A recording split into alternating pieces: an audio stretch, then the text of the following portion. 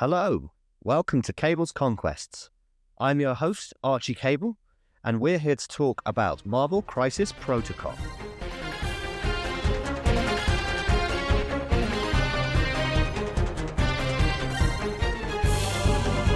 The name's Cable. Remember it. Hello, welcome back to Cable's Conquests. I'm your host, Archie Cable, and as always, I am joined by Curtis Hodgson. How are you doing? Hi Archie, yeah, I'm doing really well, really excited to be back. This is our first event since the Mutant Weekender, so I'm excited to get stuck in. Yeah, it's going to be cool, and it's a big event because we've left the old Crisis world behind us, and we're entering a brand new world of Crises. Now, I don't know about you, but I have not played any of the new Crises. I've thought a little bit about them, but not much, so I'm really excited for this weekend to get stuck into some new Crises. Yeah, I've not played them at all. In fact, I've barely even looked at them. When this event popped up, to spoil it, we're heading off to our usual Bad Moon Cafe for the monthly event, and every other month they do a less competitive, usually with an interesting spin on it. And what they're doing this time is they are pairing the crises from the new, what is it, the War of Kings box, in the way that they should be compared thematically. And it's a 4-round event, so even though there's 5 pairings, but we're going to do the first 4 chapters of that. So it's going to be excellent to sort of really experience those new crises firsthand. Yeah, it's great. So everyone will be playing the same Crises at the same time. We'll play 8 of the new 10 crises, which will be great. So we'll actually be able to experience all of them before we then start building a usual roster with all our with choosing 3 and 3 crises each. So it's really exciting. It's a really clever idea to get us into this new crisis landscape. Now, we are going to do something a little bit different for this episode. Because we're not building a conventional roster, we don't get to choose our secures and our extracts. They are predetermined. We thought we'd challenge ourselves, and we thought we'd try and do something and let Lady Luck decide what we're going to play. So, Curtis, why don't you tell the listeners about what we're going to do here? Absolutely. We are going to spin the wheel. We've got all of the leaders that between us we have painted. We have 38 leaders in total. That's unbelievable, isn't it? Between the two of us, we've got 38 leaders. Yeah, it's a bit scary how big our collection is. You know, I've not even gone into how many of these that we've both got as well. So, you know, the amount of models is quite scary. I've done my research. There are 63 leaders in the game, and that's including, I think, 6 characters which can only be convocation leaders. Yeah, to have 38 of them, you know, more than half is incredible. And, you know, when I was compiling this list, half of these, if not more than half, I've never used, I've never played. So I thought it would be a really great opportunity for us to challenge ourselves, spin the wheel, find out which character we get, and then we build a roster leaning into that leadership. So yeah, we'll spin the wheel, and whoever it lands on, that's the leadership that we've got to try and work with. And then there's another little bit of spice. Do you want to tell us about what the extra little bit of spice is? Yes, so not only are we going to try out some random leaderships, but we're also going to add in what we're going to call an unloved character. Now, this doesn't necessarily mean they're not played loads, but it's more unloved by us. And so what we're going to do is, when we've decided our leader, I will then choose a character for you that should be included in your 10 that is alongside the leader. And similarly, you will decide a character for me.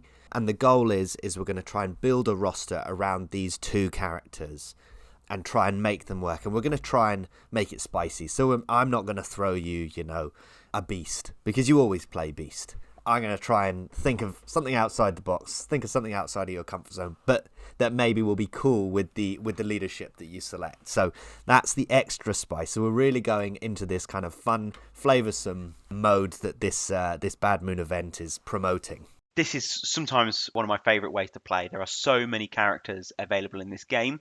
I mean, one of the great things that we all love about roster building in Marvel Crisis Protocol is that we have so much choice. You know, we only need to be 50% affiliated, and there are, you know, I think around 200 characters now available in the game, meaning that we can select from those 200 characters to fill out our roster. Unfortunately, the outcome of that, when you're playing sort of on the most competitive events, is that, the cream will rise and the same characters sort of fill those splash slots. So it means that there's a lot of characters which, perhaps don't get the love that they deserve. So I always like to see variety on the table. I always like to see something different. So sort of throwing these curveballs, these challenges at ourselves, for me, is a really interesting way to play. And hopefully it will also be an interesting experience for the listener, something a bit different. We're not getting to choose our rosters. We're not going with our old favourites. We're getting thrown something new. Absolutely. The plan is that we are going to do this live. So we're going to spin the wheel live. So you'll get our real life reactions. But before we do that, Curtis, tell me, are there any leaders you would particularly like to see spun up on the wheel, or are there any that you wouldn't like to see? Oh, good question. There are a couple of leaders who I have painted up, and I've sort of flirted with building rosters, but I've never really put myself in a position to put them on the table. So that's M'Baku. I am planning to play some Wakanda at some point, but I've recently got him painted up, so I would be happy to see him. But also the Earth's Mightiest Core Set leaders, the Red Skull 3, Master of the World, and also the Steve Rogers, Captain America, the first Avenger. Both of those I've had painted up in the last sort of 6 or 7 months. I've got interesting ideas of what I can do with their leaderships, but have not quite sort of put them on the table. So I think any of those three would be particularly good. Leaders I don't want to see, ones that I'm not interested in at all. Well, obviously I've been playing a lot of Professor X recently, so ideally wouldn't see him. But other than that, I'm quite open. How about yourself? Who do you want to see, or potentially who do you really not want to see? So I think there's a few characters that I've been thinking about trying out that I've not taken to an event. Someone like Mephisto, I'd love to try out his Legion of the Lost, and this would, get me to do that. I think it'd be cool to see any of the Hydra leaders, because I like Hydra. I've played them before we started this podcast, but haven't really gone back to them. Maybe also potentially an X-Man would be quite fun. See how the other half live. That'd be quite a fun experience. Maybe get Professor X out on the table myself and see if I can let his wheelchair go. And then characters I don't want to see. I think similar to you, I've played a lot of Blade recently. I've played quite a lot of Spider Foes, so I guess that's not really in the spirit of the challenge. But other than that, I think most of these characters I'd be pretty hyped to have a go at. There's a lot on here that I like the look of, that I might have thought about before but never actually played. So it'd be great to have a go with them. Excellent. Well, without further ado, shall we spin the wheel? Let's spin that wheel. Shall we start with your leader first? Great. Okay. Drum roll, please. The leader that Curtis is going to play is about to be spun. Oh, wow. And it's Captain America 3 from the Earth's Mightiest Core Set. I said it. It was one of my top picks. You've manifested it.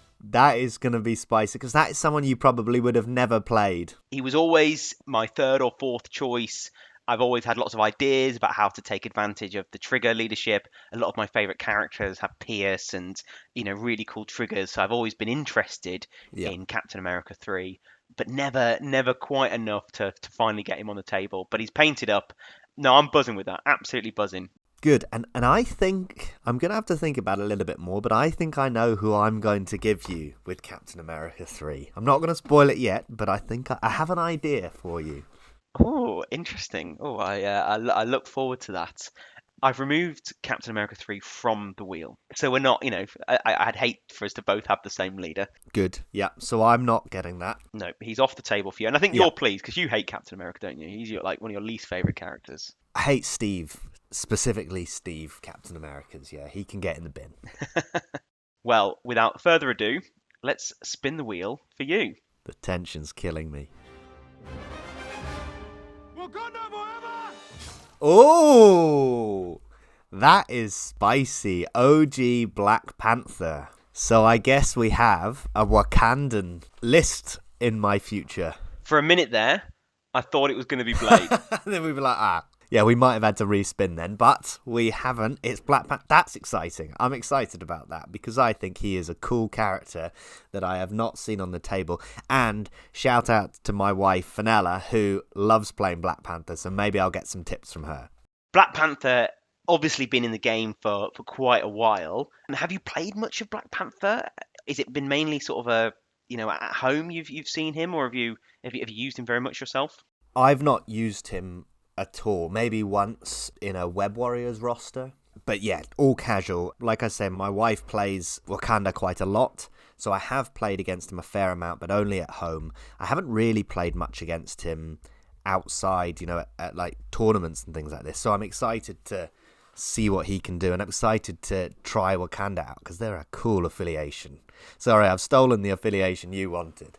No, I'm okay. I'm really interested to see what you do with it. I think given it's one of those re-roll leaderships that you pay and it's on attack, defense, or dodge. There's lots of different ways you can go with this. You can lean into that leadership and try and get more and more re-rolls, using Shuri, or you can like lean into Black Panther's mobility, lean into his ability to move long and pounce and maybe play a little bit more objective Yeah. with a little bit of displacement in there. You can lean into his attacks and the fact that he can give himself all those re-rolls and be really powerful and be more attrition-y. So I think there's so many different ways you can go with this, and I suppose it really depends how you flesh out that roster and lean into that leadership.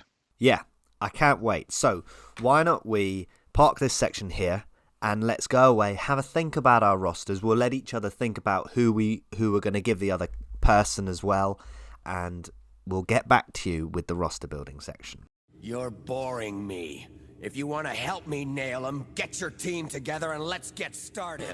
Right, we're going to do some roster building with the Avengers, a new affiliation for you. Well, a new leader for you at least. And the kind of unloved character that I'm going to give you is someone that I know is not painted or was not before this event, and it is Dr. Octopus, the 3-threat version. So I'm excited to hear how you're going to fit him in to your nefarious schemes. But why don't you run us through your Avengers roster? Absolutely. So, of course, I've got to start with the leader that I got on the wheel, which was Captain America First Avenger. And then, yes, you are very grateful, actually, that you gave me Dr. Octopus, because it gave me an excuse to paint him up, because he's probably the longest model that's been sat in my pile of shame.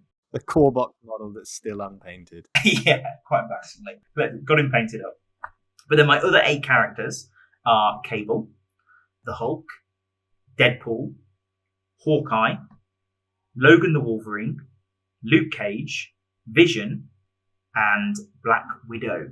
2-threat Black Widow. Nice. So you're pretty much all affiliated, apart from obviously Dr. Octopus and Logan. Is that right? Yes, yeah. Everyone else is an Avenger. Although I think for a lot of them, you don't feel like Avengers is their main affiliation. Yeah. And yes, the likes of Cable and Deadpool are Avengers, which is great because they're characters I love to use anyway. Nice. Tactics cards are Battle Plan, Avengers Assemble, Second Wind, Recalibration Matrix, Brace for Impact, Patch Up, Gotta Get Some Air, Heroes for Hire, Professionals, and last but not least, Warpath.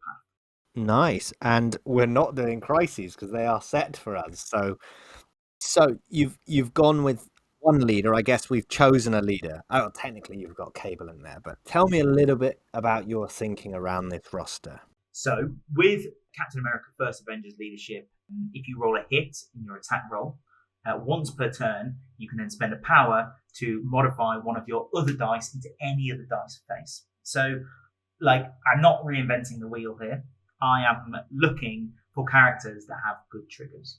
And, very grateful to you, like I said, for giving me Dr. Octopus, because not only did he give me a reason to paint him up, he actually, reading his card, and I can't say I've read his card very much over the years, his wilds on his strike count for 2.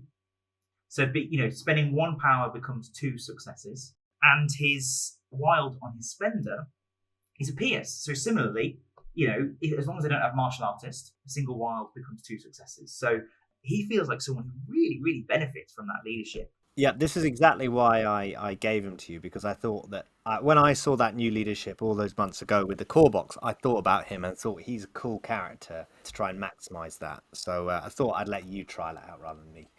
I wanted to sort of keep on that line, and because Dr. Octopus was someone who was going to be quite aggressive with those converting triggers with the leadership, I wanted to try and lean into that. So the likes of Cable being able to sort of guarantee his Incinerate, which is great for him. And with Cable's inbuilt rerolls, you really feel like hits are always going to happen if you're within 3 of your enemy. So he felt like a really strong attrition option. Yes, because you can re-roll, then do the transfer to hit, because it's in the same step, isn't it? Correct. Yeah, correct. Which is really, really nice. And Cable is also another one.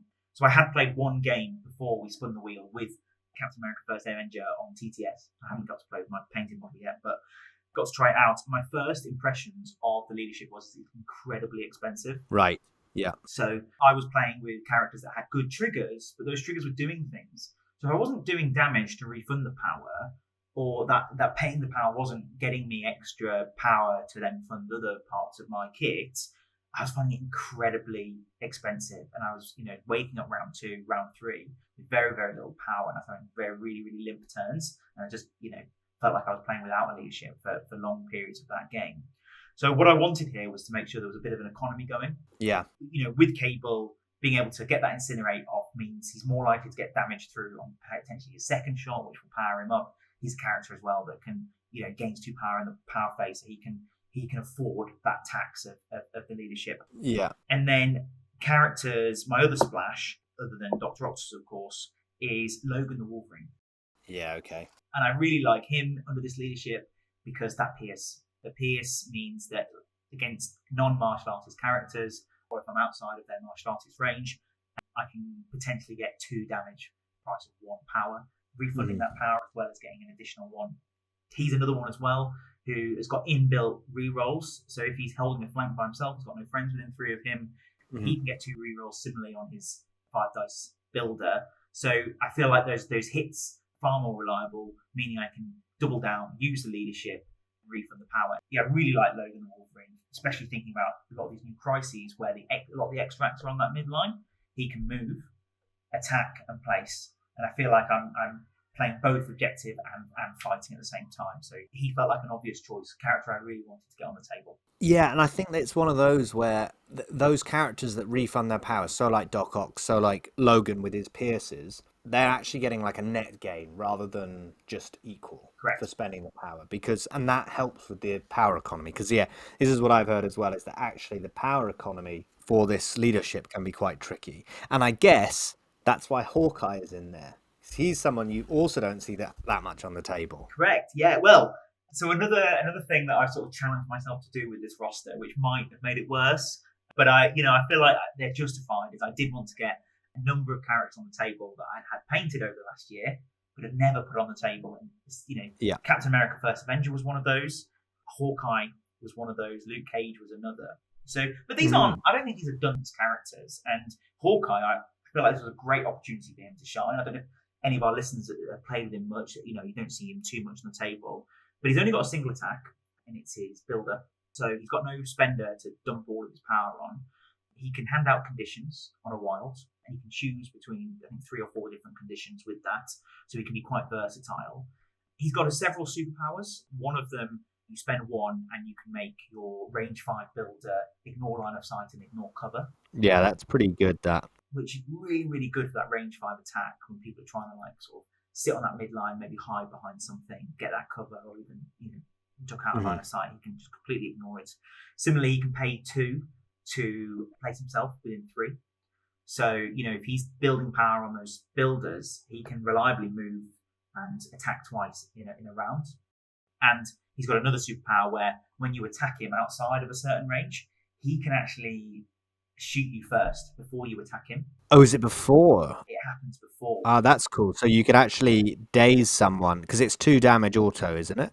Or is it an attack? I think it's one of these where you roll dice and it's like hits, crits, and wilds or something. Ah, yeah, it's the old tricks and traps. Absolutely, yeah. It's like a counter attack, counter strike that happens before the attack rather than after the attack. Oh, hang on, sorry. Fast draw is he makes a 5 dice arrow shot. Oh, there you are. So it's an attack.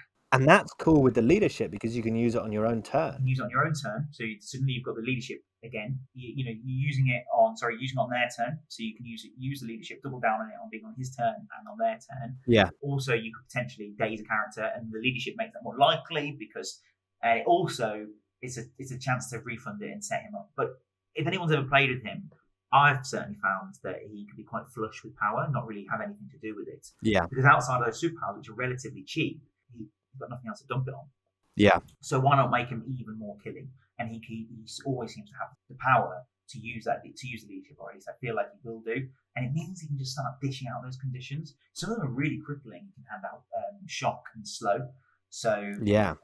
when he's at range 5 and you're chasing down a character and with a range 2 or range 3 attacker, suddenly you can make that far more likely by sticking a slow on them. Most of the time people talk about Hawkeye, because he's flush with power, coming well with Iron Man and Helios, but you don't have an Iron Man in here, so I guess you're leaning into his use of power for the leadership. Yes, exactly. So I had undenied about Iron Man. I undenied about the 3-threat Iron Man because he's such a reliable, cheap character to have an Avengers roster. With him being affiliated, he's got displacement, he's really, really resilient. But what I didn't like is I didn't like his play pattern of move attack, because he's got no other way of movement. So as well as me trying to be killy, I fully recognise I'm probably going to be chasing down characters. Looking at the crises, these new crises, I think all of them are at least 4 extracts. So if I'm losing priority, I don't have a ton of shenanigans to try and go up on extracts. So I'm sort of expecting my opponents to tend to go up on extracts to bring them to the midline so I can get my attacks off. But some of them are going to have tricks where they get out and dodge. Yeah. So not only do I want to get my attack on the midline, I need ways to maximise the number of attacks I can make. And I just, apart from Helios, which is great, I didn't think either Iron Man sort of had a play pattern that sort of worked with that. Deadpool it was between Deadpool and Iron Man. And the reason I opted for Deadpool was because with the leadership, I felt like he could probably be more killy. He's still got that range 4.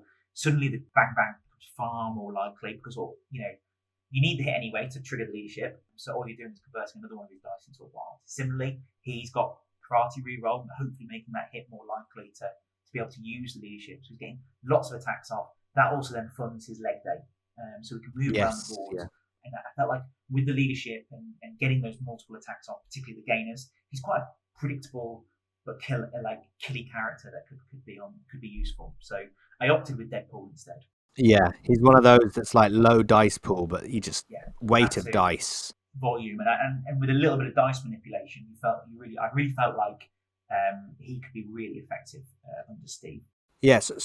So you mentioned the crises. Obviously, we don't have a list of crises here because you don't get to choose them. Had you had a look at the crises before? Like, what did you think? Because obviously, you could completely plan everything if you wanted to, but. I would absolutely love to tell you that no, going in blind, had a brief look, trying to be casual about it, but that honestly, that would be a filthy lie. Before we decided to have this fun, sort of Wheel of Fortune, choose our leader, I was thinking about trying the new Hellfire and giving that a go in this event. And I actually set up a spreadsheet with a combination of crises, what that looked like then on the table, like where the secures were in relationship to the extracts, and then set up the 2 columns for the 2 threats it could be. Yeah. And then with that Hellfire roster that I had pre-planned, decided who would then slot into each threat value for each round of the event. So I've done a lot of thinking about these crises. So you had done a lot of thinking. Yeah, I had done a lot of thinking. I've not done tons of thinking about then how this Avengers roster applies, but at least while I was even building it, I had that blueprint of like what does each round look like? Like, what does my turn 1 look like? Yeah. Which was, I think, that convinced me that what I want to be doing with this roster is be putting pressure on that midline. Yeah. Are there any of the new crises that you were particularly looking forward to playing with this roster in mind? I don't think so. I really like in round 1, we've got a pair of the map pay to flip secure, which I think is not rotated in the current rotation, but it's part of the new War Kings pack, alongside a extract, which is 4 pieces on the midline. So a bit similar to Paranoia Pummels, Populous, but I forget what it's called, but instead of there being sort of 2 in the middle and 1 either side of it, the 2 are actually relatively close to each other, but on either flank. Yeah. And I really quite liked the idea of playing that because I wanted to be putting that pressure on the midline. I've got characters like Logan who can move, attack that, and then potentially, if someone's picked up a extract, I can then get myself onto the point with his place. Hopefully, if I've done damage, I can then go pick up that other extract. So there's there's efficiency in that pressure I can then put on the midline.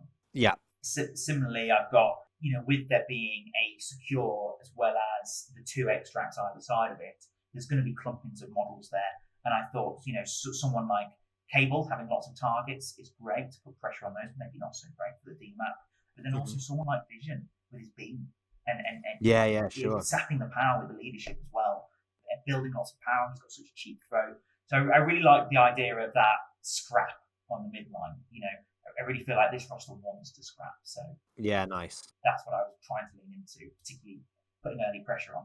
Yeah, and actually a lot of the new Crises, I think they're probably quite good for this roster, right? They're kind of mid-rangey, a bit of a brawl, but not like E Street, and there's enough. Most of the scores will go to score rather than like KO because there's enough points on the table. So yeah, enough points on the table. I really think that the new Crisis is a really good place to be sort of a mid-range like fighter team. So a wider Midnight Suns like you played before, I think is going to really, really enjoy the new Crisis. I think someone like an M'Baku Wakanda as well, could really, be effective in their movement, volume of attacks. And I think Captain America's First Avenger sort of is also that. I mean, you can play him quite tall, but because of the leadership, you sort of want to maximize the number of attacks you get. So I really feel like in this new Crisis regime, he could absolutely shine. So really looking forward to seeing how it goes with him. Yeah, good. Okay, I have one more question for you. I'm not going to talk too much about the tactics cards because they're all pretty Avengers-y. The only one I'm going to ask about is, what is the professionals doing in there? Every top class roster has a steal. And where were my steals coming from? And I really like this idea of, I only had 1/2 threat, so I felt like to make the threat work, I'd probably find a situation where Black Widow is coming to the table. If Black Widow's coming to the table, could I be tempted to bring Hawkeye? Absolutely. That's 5 threat committed into 2 relatively good characters at their job. Is 2 threat Black Widow? She does need to do damage to be able to then steal the extract. No, sorry, Clint Barton needs to do damage, and Natasha Romanoff has to be within 2 of that character. Right. I suppose she doesn't mind being within 2 of characters because of her martial artist. Exactly. Yeah. So, and I felt like, in my head, there was a round 2 play here, whereby Natasha goes late in round 1 and just double moves, so she's near an extract holder. So, so she has 2 power for the next turn. And then all you have to do is before, hopefully you can go before that character activates, you shoot them with Hawkeye. You potentially have 2 bites of the cherry with 2 attacks because he should have been able to get himself into position in the previous round, also have 2 power. If he doesn't have 2 power, maybe you can get lucky by you can place first and then you gain 2 power from the attack potentially. But it felt like it's something that could come off if you're in this sort of like wide fighty team. And because of the leadership as well, I felt like getting that damage through just felt a little bit more likely with Hawkeye.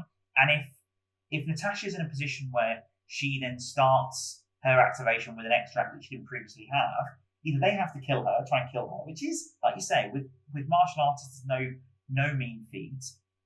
Also she's a 2 threat, so what? Otherwise, she just double long moves away, and she's scoring at that point for the rest of the game. So I felt like there was play. Spoilers, it never came to the table. But I was about to say, I was going to ask you at the end of every game. But yeah, I guess it's one of those cards that is perfect for an event like this, where it's not that competitive. You can bring some silly things and see what happens. We're both trying something new, so why not go the whole hog and try and get a card like that off? And there aren't a ton of unaffiliated cards that exist anymore. And I've got Avengers Assemble and Second Wind in there. So I think there's only like 1 or 2 of the Avengers affiliated cards. One of them is like not very good, and it's like locked to Hulk. Yeah. I've got Battle Plan, which is a Steve Rogers locked card. I feel like I had lots of space in this. I've got my 2 restricted cards. I've got Recal. I've got Warpath. I've got Heroes for Hire. So like, what is my 10th card? Yeah, I guess it's easy to get a 10th in, but it probably is unlikely to get in the 5. And I think you hit the nail on the head there when it comes to why it didn't ever come to the table. Yeah. Right. Well, we've heard enough about my Avengers roster. You also spun the wheel coming along to this event. You got Black Panther, OG Black Panther, Wakanda. I did. I felt like with OG Black Panther, the number of routes you can go is such a versatile leadership, and he is such a versatile character. You can either lean into the fight or you can lean into the control. and I wanted you to lean one way. Yeah, I didn't want to be too obvious about which way that was. And I gave you Blob. you did. How did you feel about that? And who are the other 8 characters you brought along with them to complement? Well, actually, just similarly to you, the Blob was an unpainted character of mine, Nice. and it was someone that I hadn't got that much in my sights to paint. So it was actually another ideal opportunity to give someone a go that I hadn't painted. And I did paint him up before the event. So my list was Black Panther, the Blob, obviously, and then we've got, for the rest of the Wakandans, we've got M'Baku, Killmonger, Shuri, Storm, and Okoye. And then we've got Namor the Submariner, Scarlet Spider, and Wong. Ooh, so 2/2 threats. 2/2 threats. Interesting. And Storm obviously is a very rare affiliated pick within Wakanda. Sorry, I have interrupted you. What are your tactics cards? My tactics cards are Jabari Chieftain, Spirit of Wakanda, Vibranium Shielding, Wakanda Forever, Wisdom of the Ancestors, Usurp the Throne, Synthetic Harp-Shaped Herbs, Survival, Fallback, and Brace. Okay, interesting. So my first question to you is, what were your thoughts on the Blob under Black Panther? So, as you say, there's a lot of control in this list. Black Panther and Shuri in particular are really good at pushing people around. So my thinking with the Blob is that because there's often 4 points in these new crises, he can go and basically plonk himself on a point, and then he's really annoying to move off, because if you attack him and you deal damage to him, then he'll just push you away. And so if my opponent doesn't have the displacement of Blob, which is made harder by the fact that he doesn't get pushed or thrown by attacks, he can be a real pain for an opponent to deal with. So my thinking was that you did force me into the control route, and so I was very happy to do that. So similarly, that's why someone like Scarlet Spider is there. I just wanted some control pieces to come in.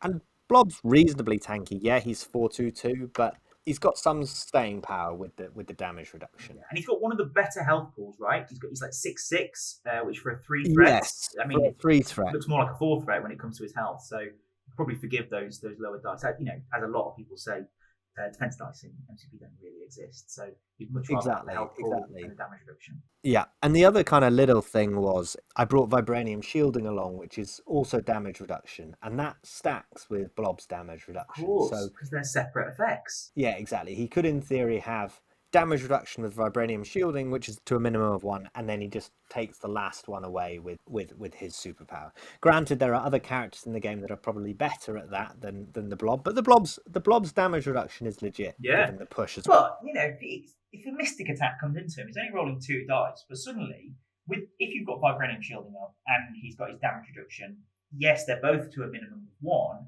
But a mystic attack into Blob could really hurt him. Even if it's 5 dice, they could spike, get 4 damage. He rolls nothing, but suddenly now they're only doing 2, and they're getting pushed away. Like that is staying power. Yeah, exactly. So that was my thinking with the Blob, and I was actually really excited about this because my wife plays Wakanda. She's played both Black Panther and M'Baku against me, and they seem really fun, and I'd never played them before this event, so I was quite excited to go back to kind of the roots of the game where we have Black Panther. I was excited to try and get a Usurp the Throne off with Killmonger. Did she give you any tips? She must have been your first port of call when putting together this roster. Well, her tip was take Scarlet Witch, and I ignored that, so Okay, so it didn't go much further than that. No, it didn't go much further than that, no. But it does mean that I know a lot of the Wakanda tricks better than maybe I would have done if I'd not played against it. So obviously I've got M'Baku in there as well as another leader, but he was never going to be a leader. I'd often take him and Black Panther at the same time, and then my opponent would be like, oh, which leadership are you going to go? And I don't have to tell them that I'm set on my leader. A little bit of mind games. The other thing about Wakanda is they do have excellent control, but with their control, they've got quite good damage dealing. So my thinking, you noticed earlier that I have 2/2s. Yeah. And part of the reason for that is because then I can bring quite big hitters. So for example, at 16 threat, which was a possibility on the new Crises combo, I could go with something like Black Panther and M'Baku, Killmonger, and then the 2/2s. And suddenly I've got 3 pretty killy Wakandans, and then 2/2s. And Okoye can be a real pain with her bodyguard. Like, her and Killmonger can work very well together because of, if you're trying to get usurp the throne off, your opponent's going to try and kill Killmonger. Yeah. And so Okoye can go and stand next to him and just tank it.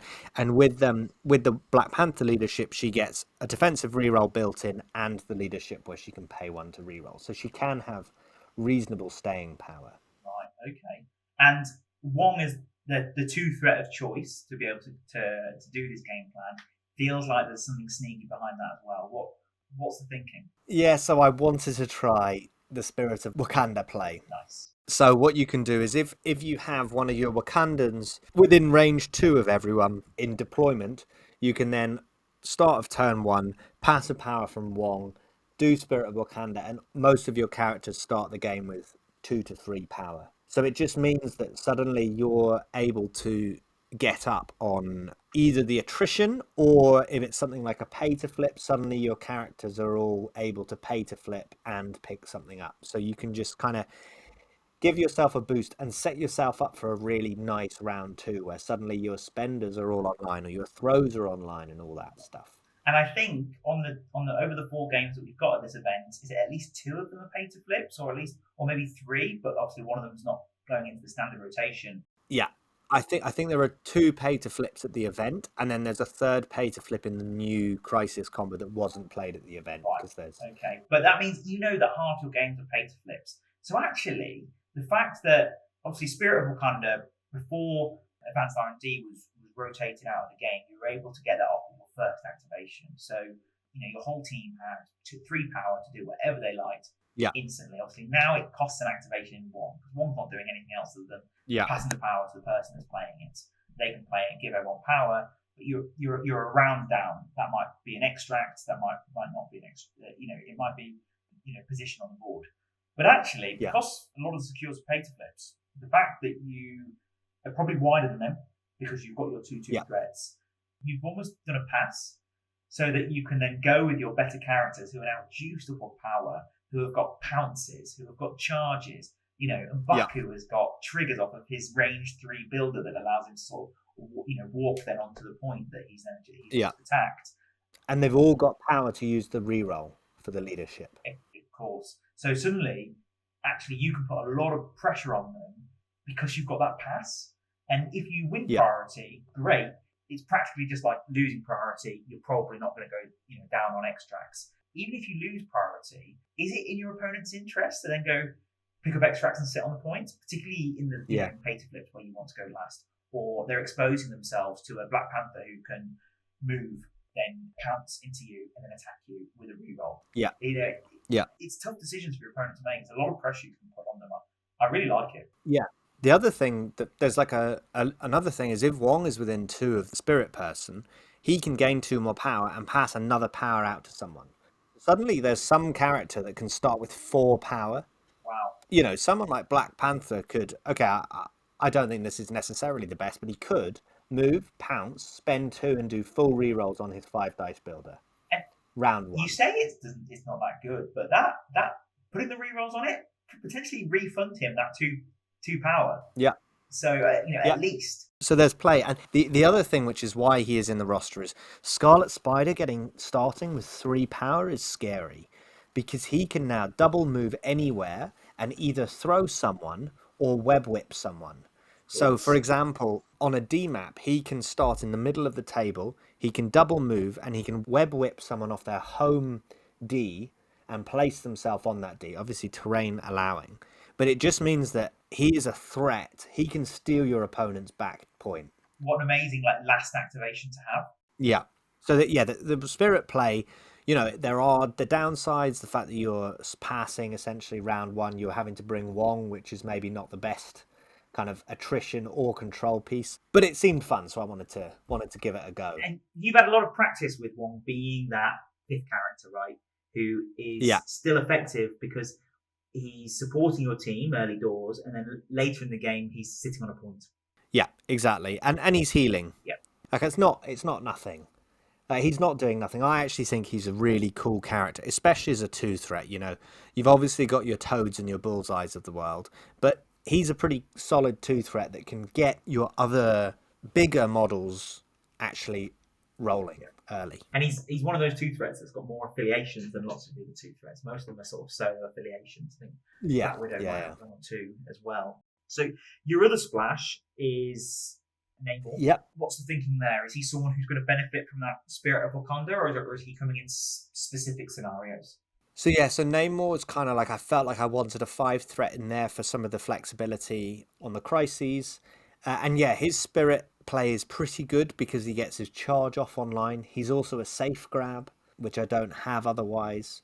So there are ways of having safer grabs with spirit, but he's a guy that can just go up, grab a middle, and run back. And, he's got a Namor is just a very good piece. So you brought Namor because Namor is good. There's not necessarily a specific Wakanda plan here. No, exactly. And I like my paint job on him, so I thought I'd get him back out. He hasn't seen the table in a while, so I thought I'd give him a go. Excellent.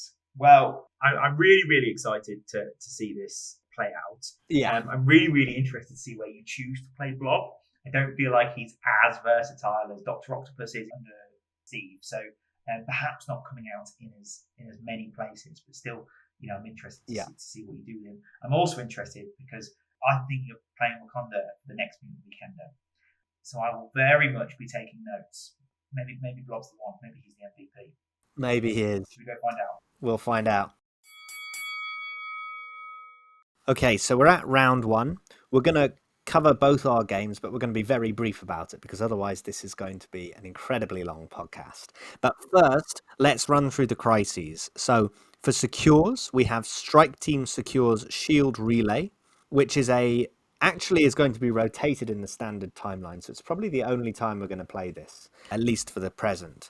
It's a DMAP, and it's a DMAP pay to flip. Yeah, very similar to Spider Portals in that sense. Yeah. But a little bit more forgiving because unlike Spider Portals, which moves you, this one, if you are securing it, i.e. it's yours, then you can get a defensive reroll, which is quite cool. Yes, and also it's a physical defense roll for the pay to flip. Yep. So that's slightly better probably than energy for more people. So what are your thoughts on this crisis? Maybe not even in the context of your Avengers list. What do you think about this crisis looking at it? Well, it's like a Web Warrior's wet dream, isn't it? Like, not only is it wide, pay to flip so they can keep running around, but on top of their Miles reroll leadership, they're getting another defensive reroll if they're securing it. So I'm sort of quite glad that this one didn't make the current rotation. Yeah, you can really see why it didn't, because it just compounds a lot of the problems that people face when coming up against Web Warriors and also X-Men. I mean, X-Men would be really strong on this. I think like a Storm-led X-Men, which has the characters to rotate, they similarly have a reroll when you're outside of a certain range. Now they're gaining that reroll when they're within that range, and they can just keep rotating.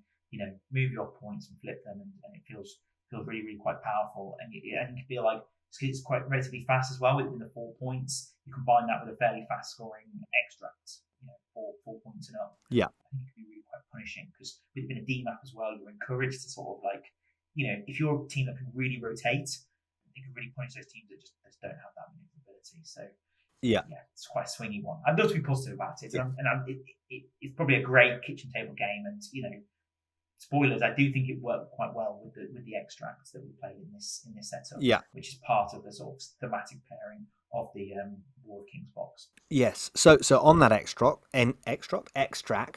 we were playing Inhumans Deploy Advanced Weaponry. Now this is going to be in the standard timeline. It's quite like the Montesi formula. So it's a new map where it's essentially 4 along the midline, but it's quite like weighted to the flanks. So they're 2 on the left, 2 on the right, quite close together, and actually very close to the secure that we were playing as well. So there's a lot of points up for grabs there. And the special thing with this one is if you're holding an extract, you have a beam 3 6 dice energy attack, similar to the Montesi, which is the 6 dice mystic. You can't add crits and you cannot reroll dice, so it's kind of a bit more limited, but that's the premise for this one. So what are your thoughts on this one? So this one I really, really like. I really, really like the setup being 4 points along the midline. I really do enjoy teams that want to come to the midline, whether that's to be aggressive towards the midline or like in the X-Men that I've played in the past, who have got little tricks to sort of pick up from the midline and then get themselves back to safety. What I also really, really like about this, how it paired really, really well with the strike team, is because they are sort of favoured more onto the flanks. There was a really interesting decision with how you sort of split your team up. Yeah. Because it divided the board in two ultimately. You've got two wide secures and then the two wide extracts. And of course, everyone's early round movement is chasing after those extracts. So you know a lot of decisions in deployment on who's facing up against who, probably more so than in any other crisis that I've seen before. Normally, it sort of matters who your first character you're going to activate with, where they are. Mm-hmm. Everyone else is going to be positioning themselves on secures, or might want to sort of face up against a character that you might want to try and get an attack on. But this, with where you pick up one on one side, do I then pick up one on the other side, or do I pick up one on the same side? And who's going to do that? Who's going to face off about that? I really, really like that. So I think it's a really great price. It's an 18 threat as well. Yeah. Nice, and you can get your toys out, but similarly, it's not too massive. Yeah, I think we already said that there were 4 extracts in each of the new crises, but this one in particular I like because there's 4 along the middle. So it gives a really interesting conundrum, as you said, to both control and attrition teams, because attrition teams like it because people have to come to the middle, and control teams like it because if they've got some safe grabs, then they can safely grab those extracts. But it also means you can't just have one safe grab and win the day. You need to have a bit more of a thought through it. Can you tank few attacks, or is there a way you can escape from the middle? So I think it makes an interesting turn 0, turn 1 list building conundrum while also being fun to play in game. So tell me about your game. Tell the listeners about your first game briefly. So I had the pleasure of coming up against Valerian, who, a local player, he had brought along an Avengers roster, which was practically fully affiliated except for Toad in it. And if anyone is local to London, or even local to sort of events in the UK, and has sort of been keeping tabs on who's doing well, who's doing what, then Valerian is certainly a name that you will be familiar with. Yeah. Because in 2025, he seems to be taking the scene by storm. With this Avengers roster, it's Steve 1, so original Steve, but he could also pivot into Sam Wilson if he wanted to. But likewise, he probably wants to be playing Sam Wilson under Steve Rogers as well, because he's got those 2 cost superpowers. His charge now only costing 1. Similarly, his vibranium shielding only costing 1 as well. And he's got options to go tall. He's got Hulk and Cable in that roster. Similarly, he's got lots of 3 threats. He's got, like I said, Toad as well as Black Widow, so he's bringing 2 threats. So he can go really, really wide too. So it feels really strong, really, really balanced, and he's doing really, really well with it. Yeah. So which cap was better, new or old? I think we demonstrated in this game that old cap probably still has the edge. So I won priority, and Valerian then gets to choose priority, because obviously there's no crisis conversation happening here. There's no pulling random crisis, that's already set. But essentially, for the benefit of being able to move my first model, he gets to choose crisis. So actually, losing priority, I felt was quite strong. And I probably want to be losing priority, because I want to be tackling those midlines. And I go with probably slightly taller. I was umming and ahhing. I could have gone 6 wide at 18, but I ended up going 5 wide. I had my Steve. I brought Cable. So that was 9 threat already. Yeah. And then with the remaining 9 threats, I brought Hawkeye, Deadpool, and who's my other 3? Doc Ock. And Doc Ock, of course. Doc Ock came. Good. So Doc Ock makes an appearance round 1. I remember early game, it was relatively at parity with the 4 extracts on the line. His team had to come forward, obviously, and try and pick them up. I think I tried to sort of go neck and neck with him on that, but where he had that extra character on the pay to flip with some highly mobile pay to flip characters as well, he was able to sort of maybe just get that edge. But I started punching him, and it meant that I had priority going into the next round, hopefully try and take some of these characters out. And if I remember rightly, they did. And I think the way I positioned it, I had Doc Ock and Deadpool going up the right, and I had Steve and Hawkeye sort of going up the left. Hawkeye in a position where he could sit on the back or go down that left. And Cable, I had bang in the middle. My plan with him was he can sort of then choose which way he goes. With his range 5 attack, his range 2 place, he can choose which part of the fight he needs to be in. Alternatively, sort of move into the middle, be able to pivot from either side. I've done this on D's with him before. He can, with his range 5, he can do it. You can he's got quite good range. So I was trying to do a little bit of that. Unfortunately, though, Valerian's thief, his final activation, his ability to get hold of it, get an extract on Toad and Black Widow, and get them out of there while also still having those final activations to flip the points, meant that it was only going to go one way. Yeah. The scoreline certainly shows that, and it ended 16-8 to Valerian. Oof. So yeah, pretty one-sided. I guess tough losing priority, because then your opponent gets the last activation on a pay to flip. And again, yeah, the attrition is a bit harder on those D maps, kind of probably demonstrating a little bit why this Crisis is not going to be in the standard rotation. Definitely. What I did like and learn from Steve, I never felt like the leadership was too expensive. You know, the characters that I brought, I felt were funding that. Doc Ock being one of them. He had a couple of great activations where he could put serious damage with his 4 dice. Because suddenly, you know, you might roll your 4 dice and get 2 hits. They block 2. And you just use leadership and suddenly you're putting 2 damage through. And just to keep that pressure up, that's then 2 power. And quite then often that was able to fund his throw, which was great. And it was particularly great for getting characters off the point. And in those early rounds, when there was a little bit more parity, I was able to throw characters off and then position Doc Ock with his medium base in a way that made it more difficult for his multiple characters to then get back onto that point. So on that right side, I was doing a lot of work. Him and Deadpool were putting out some serious hurt, and leadership really came in handy there. And Doc Ock's utility. I think I was pretty cheeky as well. Round 1, the first thing I did was try and flip the point. I moved with Doc Ock, tried to flip the points, and I was chasing that crit, and I got it, which then allowed me to also pick up an extract. No, it's great. I mean, that's Doc Ock. I thought Doc Ock would be great for that Crisis, so I'm pleased, despite being in defeat, that he showed up for you. And it was a good learning game against a very, very good opponent, and it was really fun. I think all my games I've had against Valerian have been great crack. I think I've only ever won 1, maybe out of about 4 or 5, but this was fun nonetheless. Good. How did your round go? Who are you against, and how did it go? So I think we also demonstrated why this Crisis is not in it, because I was up against Jamie and his Sentinels.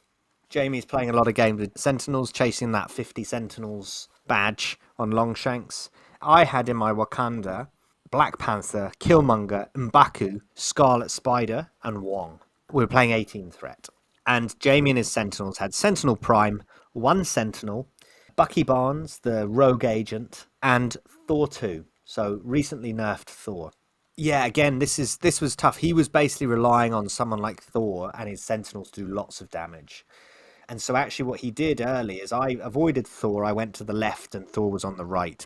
And Thor moved up to the middle and chose not to do anything with the objectives because he wanted 4 power in the next turn to be able to throw himself so he could then get in position. But I don't think Jamie spotted my Spirit of Wakanda play, because I did Spirit and Scarlet Spider did exactly what I said in the roster building section. Double moved, pulled Bucky off his back point, placed himself onto the back point and flipped it.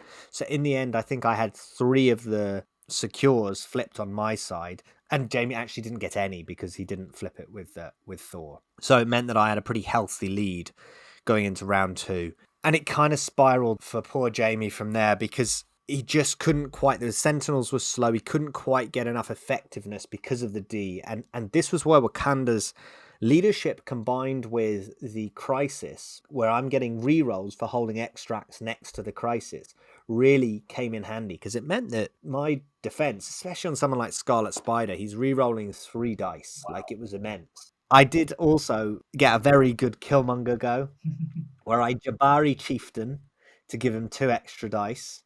I then usurped the throne to give him 2 more dice, so rolling 9 dice into Thor, Builder.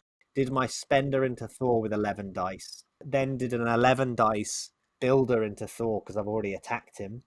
And I think Thor at this stage was 1 off, and then I Wakanda forever. The tools at your disposal to just keep that. I know. I literally spent about 4 cards, or 3 or 4 cards in one go. Unfortunately, Jamie had seen this coming and sacrificed onto Sentinel, Killmonger's last attack. So I didn't get the VPs with Usurp the Throne, but M'Baku with the Wakanda Forever finished Thor off. So he went down, it just didn't, you weren't able to get the VPs. And actually, this ended up acting against Jamie because I was at this stage at 14, so a successful usurp would have scored me 16, which would have finished the game. But at the end of that round, I ended up kind of spiraling the score, and it ended up 21-7 to the Wakandans. Gosh. Yeah, no, it's. I think it's really tough for the likes of Sentinels, and you can see it's a really polarizing crisis. Yeah. Like we said, paired with the extract, so you need to decide which side you go on. And that was the thing, is I don't think Wakanda were particularly good on that crisis, but they were just better than their opponents. And so if you've not got a balanced pair, then what, that I think that's going to just spiral. And I think that's what we saw probably in both our games, scoring wise. Definitely. I think unfortunate for Jamie when you bring in 5 threat Sentinel Prime and then 6 threat Thor. If you deploy them on a side that your opponent can then just decide to ignore, unfortunately you're spending too many of your activations and getting back into position, and by that point the game's probably gone. Yeah, and I tell you what, I was keeping M'Baku as far away from Thor as possible. Yeah, those energy attacks, he's not a fan. He doesn't mind the pounce though. He doesn't take damage from that, does he? Which is quite handy. No, he doesn't mind the pounce, but if he's pouncing into him, then he's suddenly got 2 6-dice energy attacks coming at him. So I was very happy to avoid that. But so a very good game to start off the day for the Wakandans. Well, fantastic. So you got yourself off to a win. Unfortunately, I didn't. So it means we're going opposite ways. On the tables. So let's see how we go in round 2. So we're on to round 2. I got a big win. You got a big loss. Yeah, big loss. But I don't mind against a good opponent. But we're on to a new set of crises. So I haven't played these before. So the extract we were playing is Unexpected Guests Crash Royal Wedding. Now this is a new map shape, I believe. It's kind of like a B map, but it's closer together. And for this one, you can only hold one at a time. There's 4 objectives, I should say. There's 4 objectives on a sort of B map. You score 1 VP for each. You hold one at a time. But this time, it's quite an interesting effect, I think. So during the power phase, starting with a player with priority, for each character that is holding an objective but is not within 2 of a secure, that character is pushed towards a secure objective. So basically, it's encouraging you to be close to the secures, otherwise your opponent can bring you back in. What were your thoughts on this one? So I thought this was an interesting one. It's one of the few where there's no midline extracts for people to pick up. So you feel like in a very fair game with 2 opponents who have been very polite to each other. you take your 2 and then you hold them for the rest of the game, and you collect those points, and then maybe you just sort of fight over the secure. But as we talked about, like with the B map, those long movers, small bases, or those medium movers, medium bases, they can reach your opponents. So it's not quite as safe as you might first interpret. There is opportunities to dive your opponent. So that's always interesting, particularly if someone wants to sort of gain an early extract advantage. Mm-hmm. The push I find really interesting because often you spend your game trying to push people away from secures. And this is obviously pushing them into secure, like towards secures.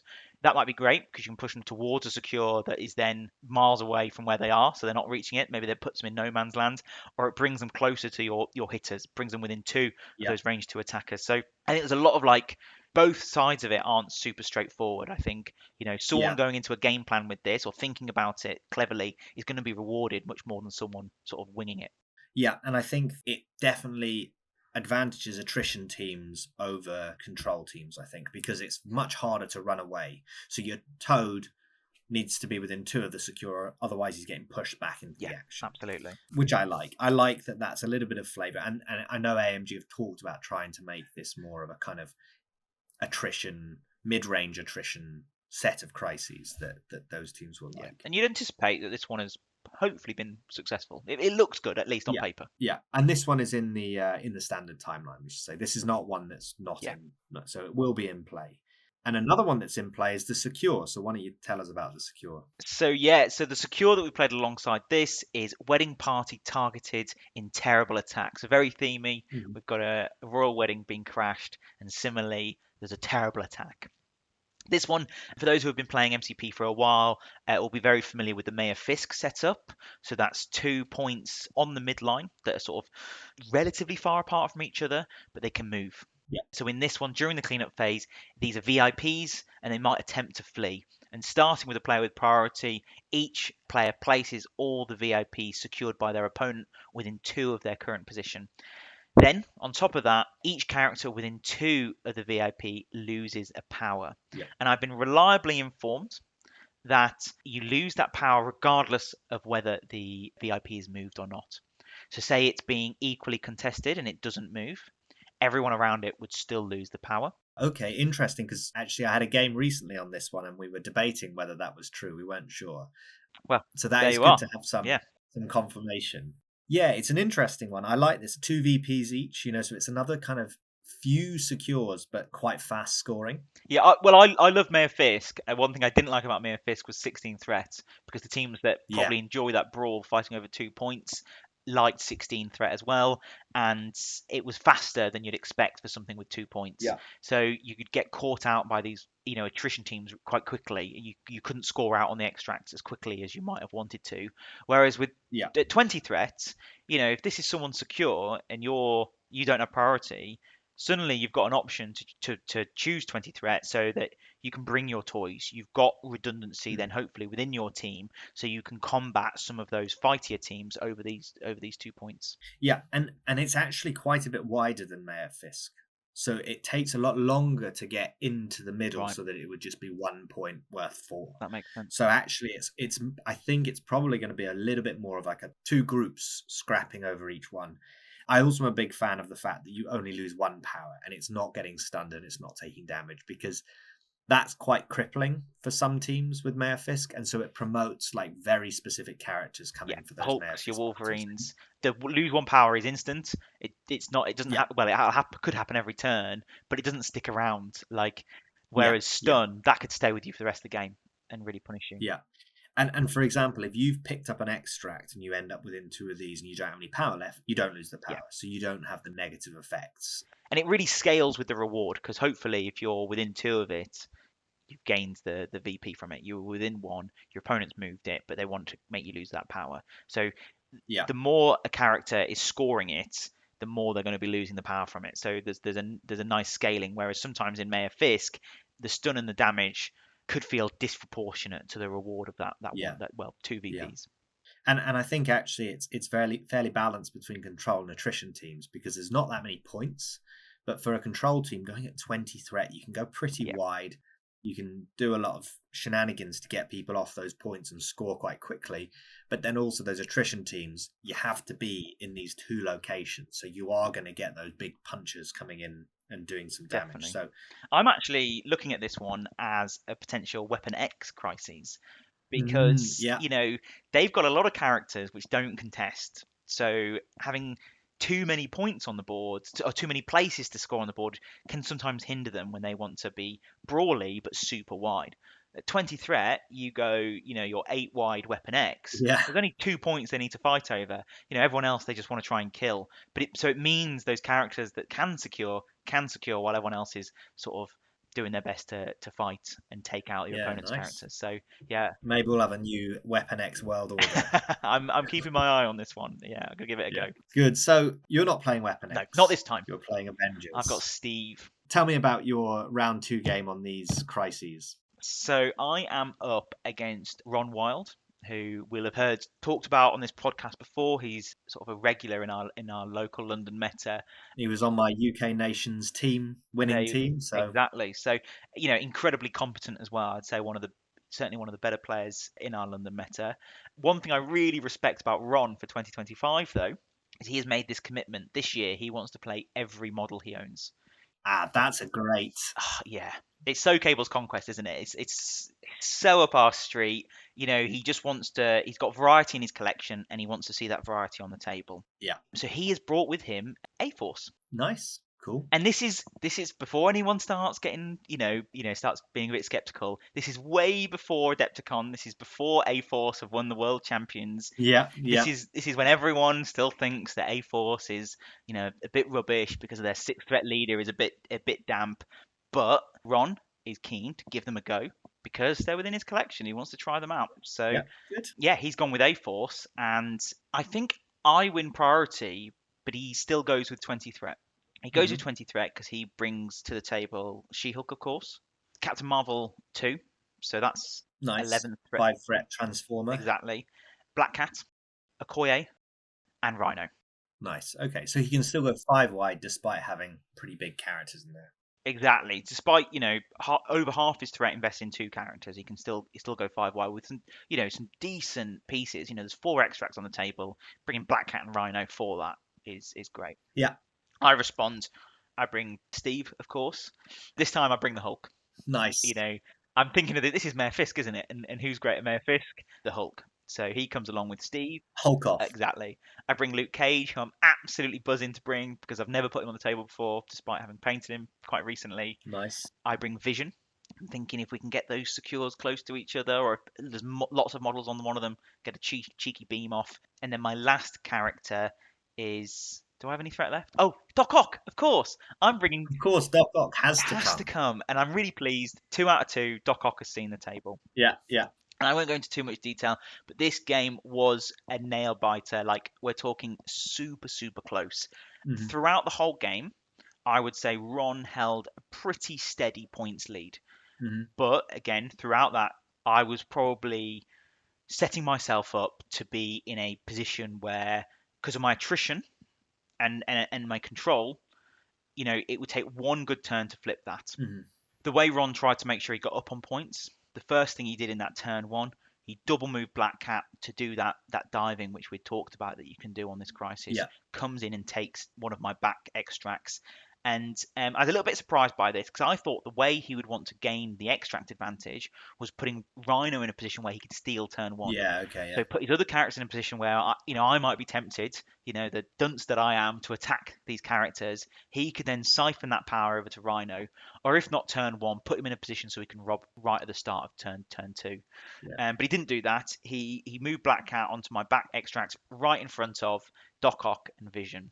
Here we go. And Doc Ock and Vision did bits. And I'm not talking, one of them went in and one-shotted him. Sorry, one-shotted Black Cat. But they did everything they needed to do in terms of getting Black Cat into a position where I could then daze her round 1. Right. And we're talking, so Vision moves, shoots her, throws her. He's got a 2-power throw. Yeah, I think he just does Guaranteed. 1 damage. So he's got his throw, moves her over. Doc Ock then goes. And I think he similarly, and it's because of his wilds counting for 2, does 2 damage. He also rolls a crit, so power is safe. Yeah. But that gives him then enough power to throw her again. Because there's a massive size 5 building or something in right in front of my deployment zone. So separating my characters and then the Hulk, Steve, and Luke Cage is this big building. Yeah. So there's quite a big gap between them. But the 2 throws puts them into a position where Hulk can essentially move, gamma leap, and throw. I think I must have done maybe 2 damage with Vision because all Hulk needed to do was throw. That took Brace out, or one of the earlier throws. I think maybe Doc Ock took Brace out. It went into the building, which would have dazed her. Yeah. But then Hulk just comes across and throws her. Yeah, I think nice. I double moved and throwed. Yeah, didn't gamma leap. So I was able to take that back. I think maybe I was down on points on the secures, but top of turn 2, I KO Black Cat. Wow. Okay. With the Hulk. Maybe I've gone too early with the Hulk, but I don't want her to have an opportunity to run away, steal and run away. I've given her a ton of power, so I KO Black Cat. So that sort of sets up the game. I've got that small points deficit, but I'm clawing it back. Yep. And we get to the penultimate round, and Ron doesn't have very many characters left. It's something like maybe it's 13-13 or something, or maybe I'm 1 or 2 points behind, but it's looking like if he can't deal with my characters, i.e. could stop them scoring anything, he can't stop me getting to 16. And building up to this, the turns where he was hoping to sort of swing it back, he did some really clever moves, special delivering, She-Hulk in, complete with Captain Marvel, whiffing all game, just couldn't try and sort of force back the threat of that attrition. But when it needed to happen, Captain Marvel turned up. And in her final activation of the final round, I think she goes and dazes 2 of my characters, which stops me from scoring. So I think only Hulk then can score points. Yeah. Meaning I then get capped out at 14, and Ron is able to then take the win at 17. I think he was at 15 going into that, so he similarly only scores 2, but I could only score 2 or 3, which sadly wasn't enough. So it came down to some strong dice recovery. Yeah, absolutely. I mean, Ron made lots of very good decisions in this game, and he put himself in that position where he's able to do it. And I think he was unfortunate that some of his plays didn't get the maximum reward that they could have had. Like, we could have seen this game where he'd run away with it. So he's definitely a worthy winner. But yeah, I really felt like I'd played well as well, and I really felt like I'd managed to get myself in a position to win the game. You were close. Yeah. It's a cruel game. It is. But again, super happy with Steve. I really felt like I managed the power economy on making sure that those, turning, getting the extra damage through on my attacks, refunded it or did extra things. And that felt really special. It made Hulk far more reliable with his pushes and his staggers, which was fantastic. So that, to me, was real chef's kiss. I'd say the one thing perhaps, and we talked about this after the game with Ron, I perhaps in my turns went with Hulk too early. Yeah, okay, yeah. Just showing my hand. Yeah. Absolutely. And Ron said, rather than going with him early to get those critical daisies, which, I was successful in doing, I could have gone with him later. Potentially, Ron might have felt like he needed to deal with Hulk, giving me extra dice, either making my attrition better later in the round, or just giving me more power from my control. Whereas She-Hulk was doing that role for him. She was able to come onto a secure and throw someone off of it. Rarely made an attack. So, yeah, well played from Ron. How was yours? I'll tell you the score. I won't tell you who won, but I'll tell you the score was exactly the same. Wow. In my next Interesting. 17-14. Okay. I was up against your round one opponent, Valerian. Ah, you've both gone to the top of the table. I played against his Avengers. So he had Cap 1, Captain Sam, Cable, Shang-Chi, and Vision. So pretty juicy. Yeah, he's gone for a more fighting style. We're at 20 threat here, I should say. And I go with Black Panther, M'Baku, Shuri and Okoye. And then I had Scarlet Spider, and the Blob comes to the table this time. And this is definitely a game of two halves. So one reason I really like Scarlet Spider is round one, I think I end up scoring all 4 points. Wow. From the secures. I think I get 6-2 up. And basically it's because Scarlet Spider goes last and he web whips someone off the middle. Valerian's going in thinking, it's going to be 2-all. Scarlet Spider goes, web whips off and places. And he can do this because he gains power from his range 4 attack. And because everything is on the midline, he can set it up so that he can do that. So very happy to start off. So I'm up on points. Valerian goes with Vision and does like a 3-character beam and gets no damage. Oh no! It's actually disgustingly bad rolling. And Okoye is on that. So basically on the two sides are Okoye, M'Baku and Black Panther and Shuri. And then it's Scarlet Spider and the Blob on the other side for me.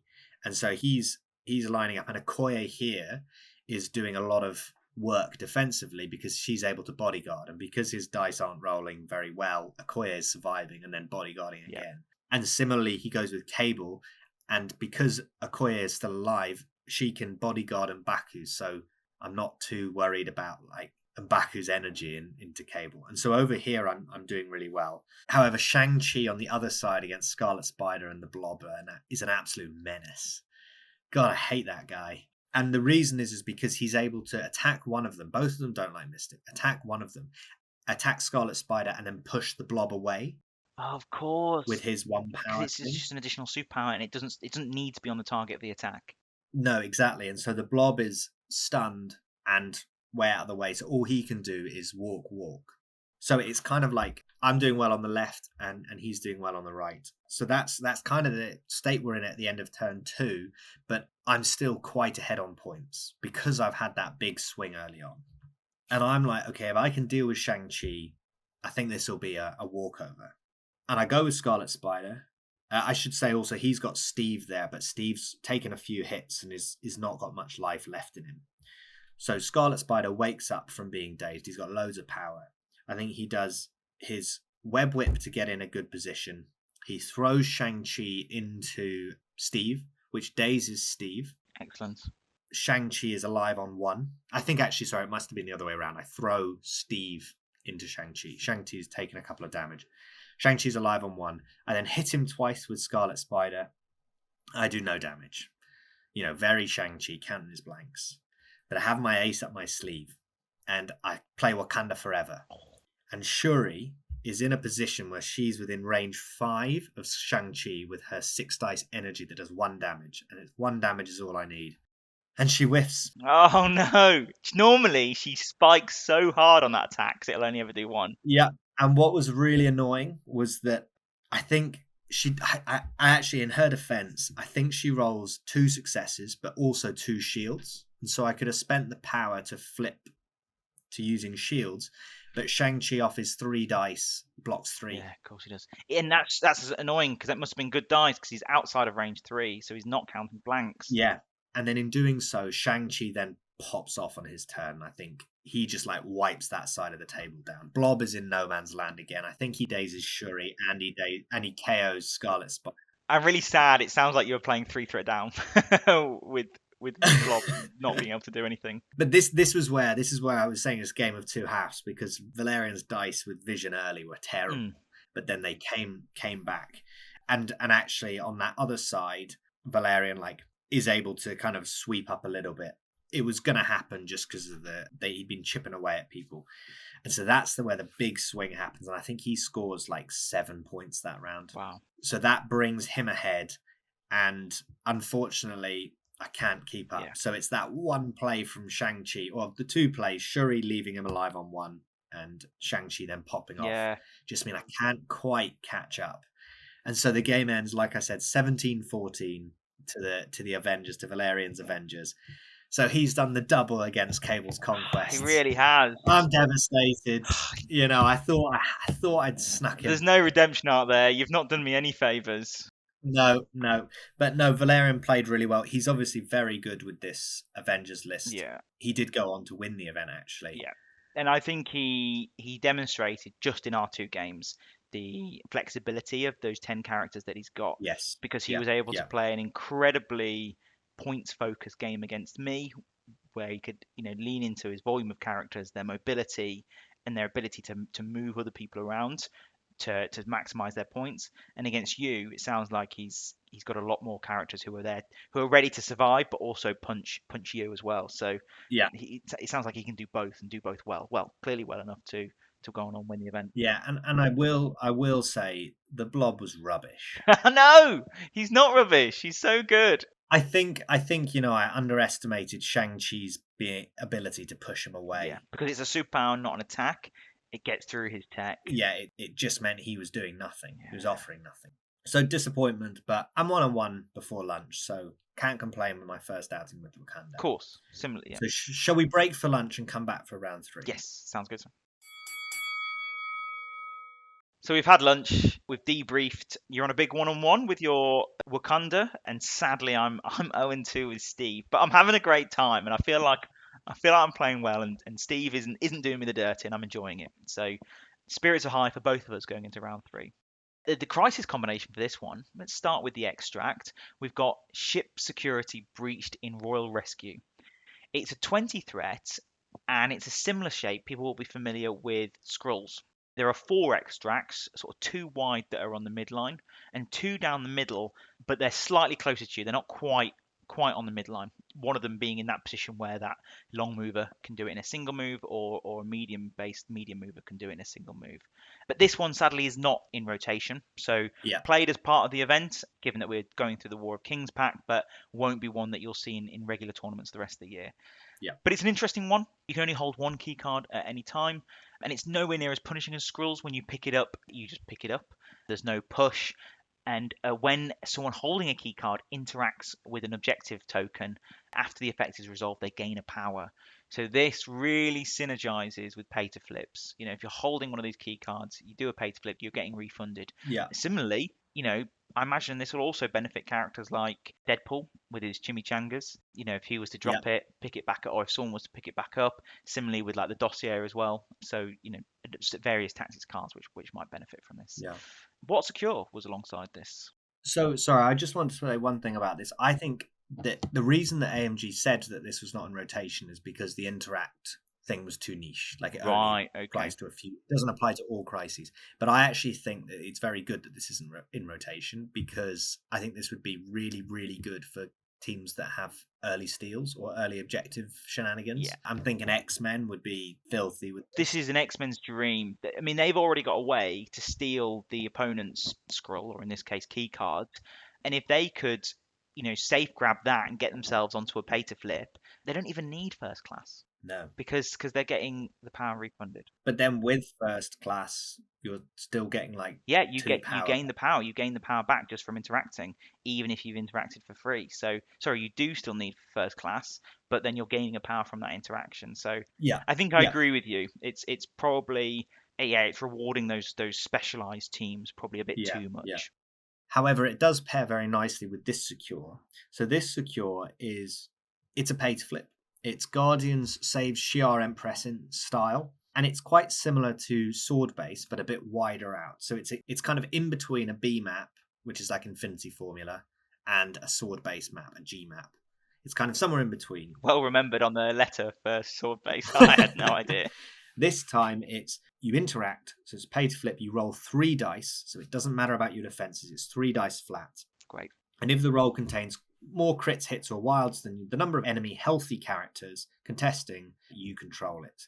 And the additional thing is if you interact with a security terminal, so that this is secure, while holding an extract, you reroll one of those dice. That's nice. So that's quite a nice way of like helping get better odds on the pay to flip, and it is in the standard rotation. So I'm quite excited about this one. I really like the idea of this one, and it again encourages people with extracts to hang around. Yeah, I completely agree. It's getting those extract carriers. You want those to be interacting, particularly where there might be multiple enemy characters. Not normally where you want an extract carrier, but that's where their value is going to be highest because they're more likely going to want to need those rerolls. You've only got 3 dice there. Yeah, say you roll 3 dice, you get 1 success, you can then re-roll that one into another success, and suddenly you've flipped it and you've flipped the game. So yeah, I agree. I think it's a really cool one. Yeah. So you're on 0-2, Curtis. Let's get a win here. Come on. What's happened? Facing up against me is your round 1 opponent, Jamie, Okay. playing his Sentinels.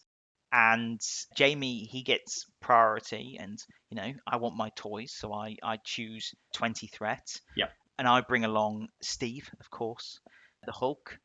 Big physical attacks against these Sentinels. Similarly, he can throw them about.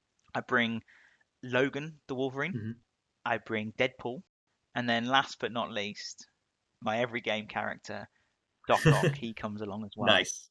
And Jamie up against me, he's bringing Sentinel Prime, of course. He's bringing one of the Mark IVs. He's brought along with him Zemo, Mm-hmm. Winter Soldier, the original 3-threat one. So he's a rogue agent in here, and he's brought Cassandra Nova as well. Nice. Okay. So he's technically got 4 affiliated characters with a tidy splash in Zemo. And this one is my win. Woo! I'm going to spoil it. I'm going to spoil it for everyone there. This one I do manage to get a win, and it's not for the one to try and Jamie put up a very good game, but unfortunately, I think the Sentinels demonstrated why they are perhaps below the curve in this. His decision making was absolutely fine. The actions that he took were great, but against strong, resilient, physical characters, they really did struggle. I got very fortunate that one of my opening gambles turned out to be really smart play. In round 1, I got away with doing the pay to flip first with Doc Ock, getting the power refunded by rolling my crit and then moving to pick up the extract. Nice. And I tried to do the same thing here, going after one of the midline extracts, and I didn't get my crit. So Doc Ock stayed sort of contesting and behind the lines, and it allowed Jamie to go up and grab that extract with Baron Zemo.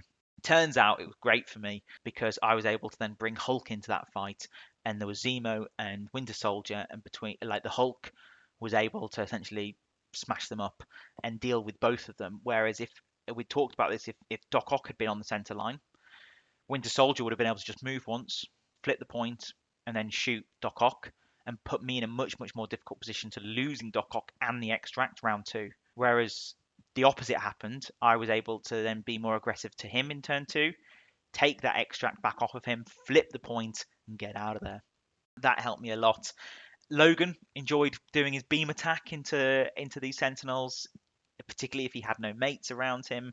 But the real star of the show, and I think this is a real Sentinel killer, was Steve.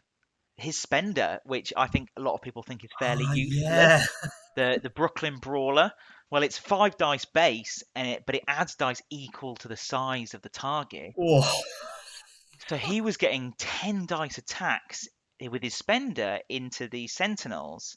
And once you're rolling 10 dice with, if you've got a spare power for the dice manipulation with his leadership, Yeah. the really difficult three, like I think you need a crit, a wild, and a shield or something to be able to then do the attack again.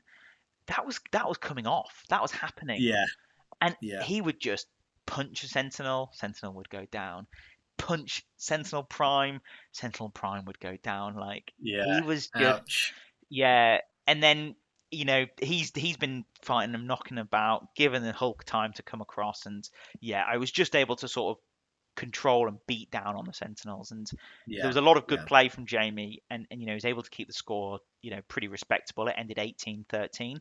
Jamie's a very, very good player, but unfortunately I just had the leg up from the matchup, really, which I think saved me. I think it's funny because more times than I'd have expected, stuff has come out where actually being size 5 sucks for the Sentinel.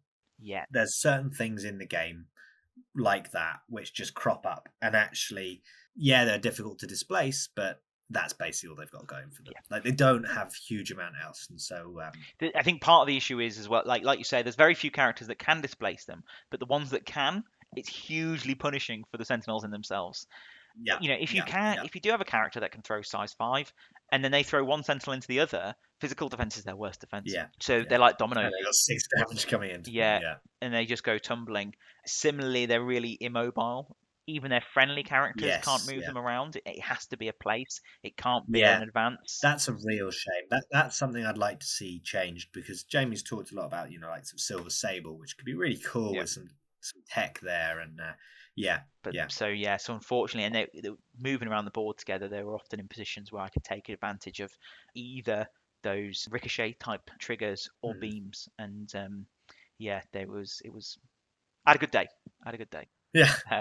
How did your round 3 go? So I was up against Darren, who is tagged. I'm going to call you out here, Darren. Tagged as Mr. Spider-Foe on Longshanks, and he was playing Web Warriors. No, what a traitor! Absolute disgrace. What a traitor! I want to shout out Darren though, because you get a lot of you get a lot of love on other podcasts, and I'm looking at you across the Bifrost as being the best Spider-Foes player in London, and then similarly we've got other Spider-Foes players which will get a mention as as being specialists in Spider-Foes. Darren never gets that love, but he is a top Spider-Foes player, so credit to him. Guaranteed, Darren is an excellent Spider-Foes player, no doubt about it, but he's completely lost all credibility when playing Web Warriors like this. Anyway, enough Darren bashing. We play 20 threat, so we go big. And Darren, which I like a lot, he goes with ASM, Scarlet Spider, Miles Morales, Black Cat, and Nova. Nova. Interesting. And he goes with the ASM leadership. Right, okay. And I go with Black Panther, Killmonger, M'Baku, Shuri, Wong for the Spirit of Wakanda play, and the Blob comes back. Brilliant. Well done, Blob. So that's 2 out of 3 games. Yep. I'm proud of you. And before you go on, did you get an impression to why he's gone for the ASM leadership as opposed to Miles? I think he wanted to try it. Right. But actually, as you'll find out, it's huge. It's very, very strong in this matchup. Right. Because it's a pay to flip. I actually think there's a lot to be said about this one on a pay to flip, because suddenly all my characters are... This is kind of how the game goes, with a combination of the leadership and Nova being able to give out slow and all webbed up. Basically, for most of the game, all my characters are slow. So that's someone like Black Panther, who moves long, is slow. Wow. And so suddenly, on the pay to flips, I'm having to double move just to get on objectives. Of course. From one to the other, whereas normally I can do it in one.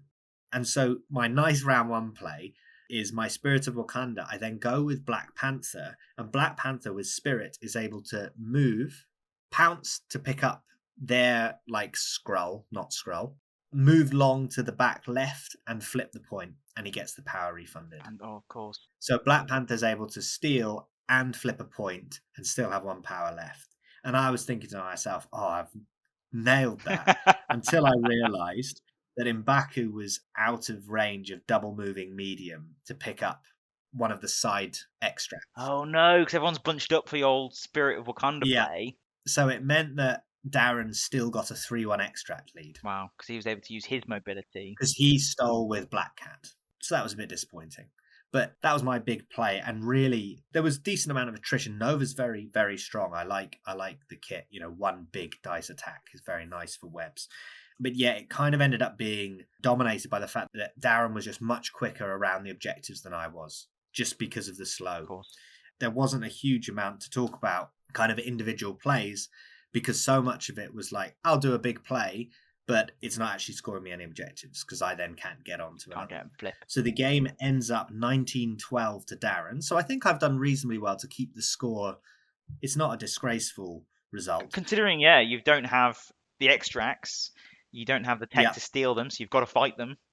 Yeah, it was just very, very well played, and I just couldn't chew through the webs defensively. Like, they're actually got some quite tanky characters. Scarlet Spider is quite tanky. Even without the Mars Morales leadership, they're all pretty difficult to chew through. And yeah, just the slow was absolute killer. So well played, Darren. He used ASM leadership, and I actually think he might have stumbled on something there, on a pay to flip. Well done, Darren. Some might say the best ASM leadership player in London. Who knows? Maybe. That remains to be seen. Let's get some more data on it, Darren. Right, gotcha. Right, so well, sadly, that puts us both at 1 and 2 going into the final round. So we're both looking to go positive. Well, not positive. We're going to go trying even. to go evens. Sorry, should we take a pause there and go and find out who our round 4 opponent is? Yes. So we're on to a final round. There is actually one more secret round that we don't play, but there's 2 more Crises which we don't. So for the final round of this event, the extract is a 17 threat Terrigen Canisters Fuel Doomsday device. This is another one that is in the standard timeline, and I'm a big fan of this one. I think it's the only 5 extract of the new set. Yes, correct. And it's another F shape, so it's this kind of looks like a 5 on the dice face. And you might think, oh, this is great for, web warriors and teams that want to score fast. But when a character picks up a canister, so you can only hold 1 canister at a time. When a character picks up a canister, roll dice equal to this character's physical defense. If the result does not contain 1 or more crit or wild results, this character gains poison. Additionally, while a character is holding a canister, its speed becomes slow. Wow. So there's 2 parts which make... So there's the 5 objectives, which is great for something like webs. Teams that want to steal all the objectives. But then the second 2 parts is the fact that, they hate being poisoned. Yep. And they're slow. And what do you think of this one? So I think I've mentioned previously when we were talking about sort of looking forward to this event that this was one of the ones that I was keen to get into. Yeah. I like the idea that they've found a way to bring balance to a high scoring extract crisis by the poison and the moving slow. So I really, really like the idea of this. Apart from this event, I've not played it too much. It's a real leveler, and like you say, it's not one that those fast scoring teams might necessarily like. They're not going to be rewarded by diving their opponents as much because they're not going to be able to get out of there anywhere near as quickly as they were before. What is interesting on this one is it makes their speed slow, but if they've got an effect which explicitly says moves medium, they still get to move medium. It's not like the slow condition, which is really interesting. It makes Toad more of an MVP than he ever was because he's still got his medium move slippery. Similarly, other characters that might have a pseudo charge, the likes of Zemo and X23, who can move medium off their spenders. Exactly. Yeah, I agree. That's a good call out because that has caused some kind of debate within the community as to what that means. And it's quite interesting. I guess they could have done the slow condition, but then people can get rid of that. Exactly. And also someone like ASM, or any web warriors, right? That's great because all webbed up turn is really, really hurting. Yeah. Another, I guess, list that will like this, Jamie, are Sentinels, right? Because they don't get poisoned. Big robots. They don't get poisoned, yeah, absolutely, and they're already slow. So maybe this is Jamie's one. We won't hear from that on this podcast, but of course. What about the secure that we're playing? What's our final secure? So paired up with that is Deadline to Destruction. Nice, yeah. In Deadline to Destruction, there are 4 points, and it's sort of a D shape. We're all familiar with D shape, spider portals, riot sparks, etc. But it's more of a square. So those midline points, which are normally quite wide on a D, they're much, much, much closer into the center. This is definitely more of a square, sort of tilted. Those midline ones they're 5 in rather than sort of being 3 or 2 in. So, and then you've got one that's sort of within 5 of your board edge as well, the home one. But what makes this one particularly interesting is that you can interact with the consoles. You can choose an enemy character within 3 of the console. That is far. And if they are holding 1 or more objective tokens, the chosen character may drop those objective tokens. If they don't drop them, or if they're holding 1 or more extract objective tokens, they'll suffer a damage and gain a power. So Toad on 1, after slippering away, you want to drop that token, or you're going to die. Like they're forced into dropping them. I think it's really nice. Again, similarly, a real leveler. If those extract holders are within range, like I say, range 3 is quite far, it gives you an ability to ask questions of your opponent. Sometimes it's better to take the damage, sometimes you're forced to drop that token. What do you think of this one? I love this one. This is one of the ones I've been most excited to play, just because it's right up my alley. Like, I love the kind of trap house games that you have in MCP, and this just adds another layer to it. I've actually, since this event, I've played this like 3 or 4 times, and it's just great fun. It also helps those, like, you know, that classic alive on 1 in MCP is so annoying. Yeah. I mean, most of the time, if you're alive on 1, people will drop the objective. Yes. Because they don't want to just die. But it gives that choice. Yeah, you're right. It's that interaction between your opponent and you, and I really like that. Yeah, I completely agree. A really interesting one. What I think is quite interesting about it, it is a 16 threat.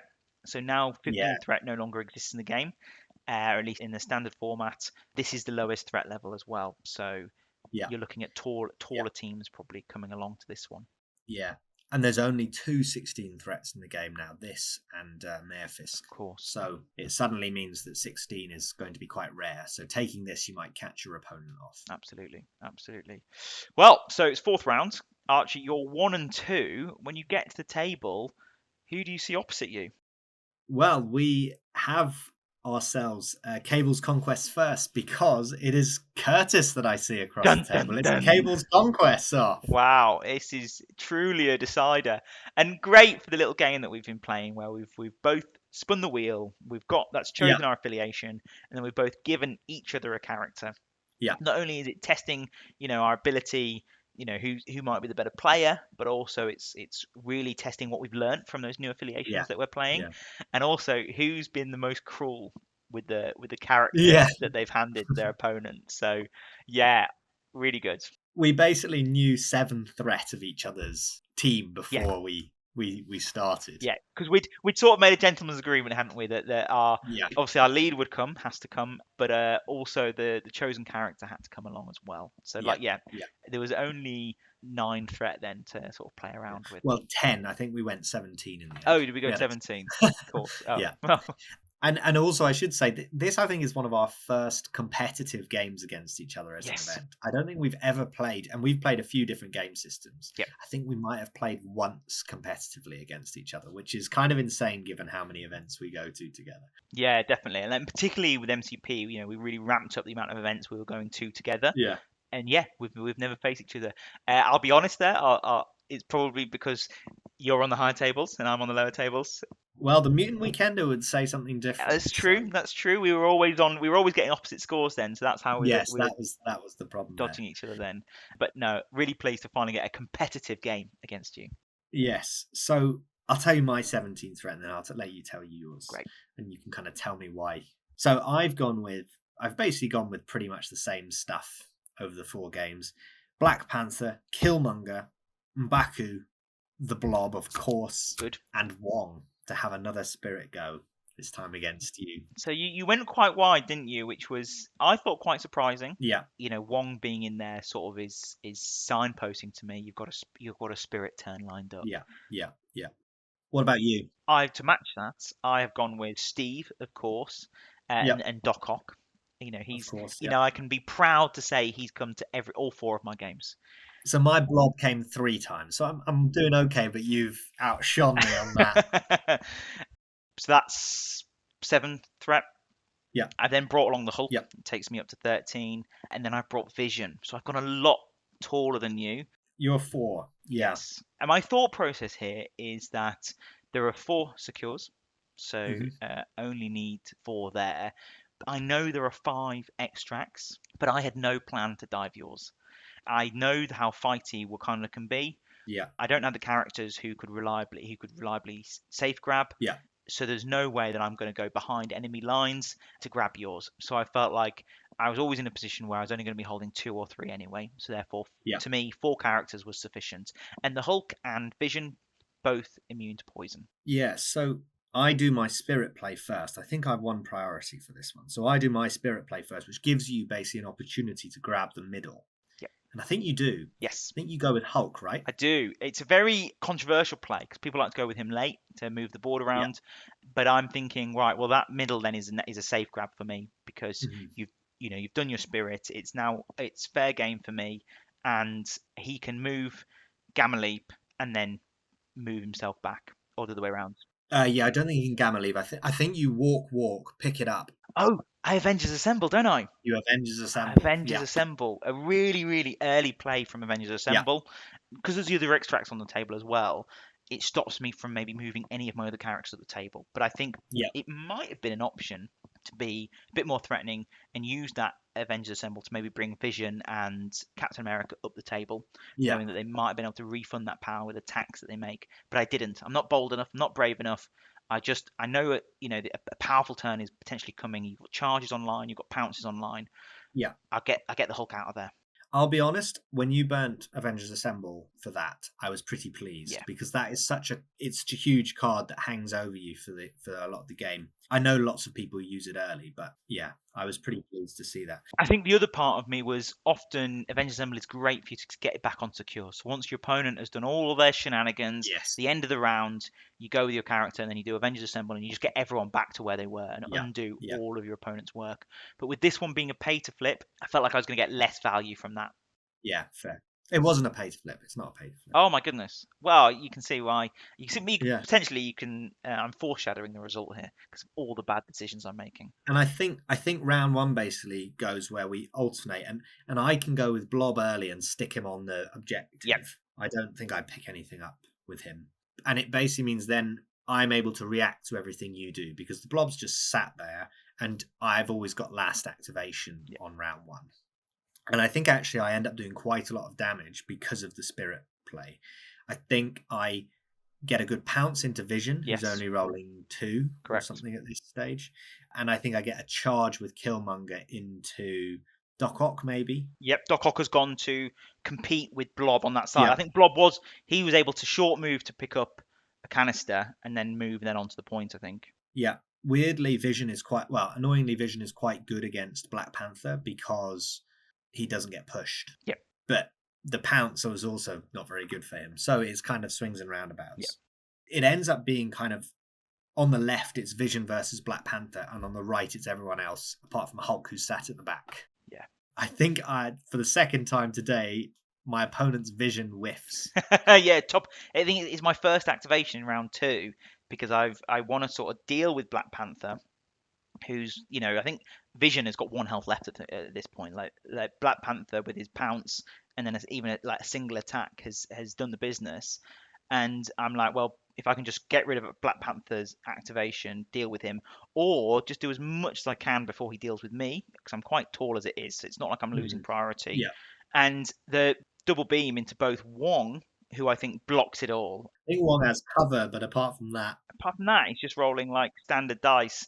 And similarly, Black Panther, who I think I managed to get a sap off on, but very, very little damage. And Vision is just there in no man's land, just sort of waiting to be taken out. Yeah, and I think it means that then I can kind of clean up a bit on the right with Killmonger. I think Killmonger dazes Doc Ock and steals his objective, which allows me to get back. And even bringing in Hulk in, I think you might daze Killmonger anyway. But even bringing Hulk in, I'm still able to kind of hold that side down quite well. Yes. And I can then wait to go late with Black Panther and just daze Vision. Yeah. Steal his objective that he was holding, and then Black Panther's on that. Black Panther and Wong are both on the back and left points, scoring me lots of points while everyone else is concentrated on a scrap. Yeah.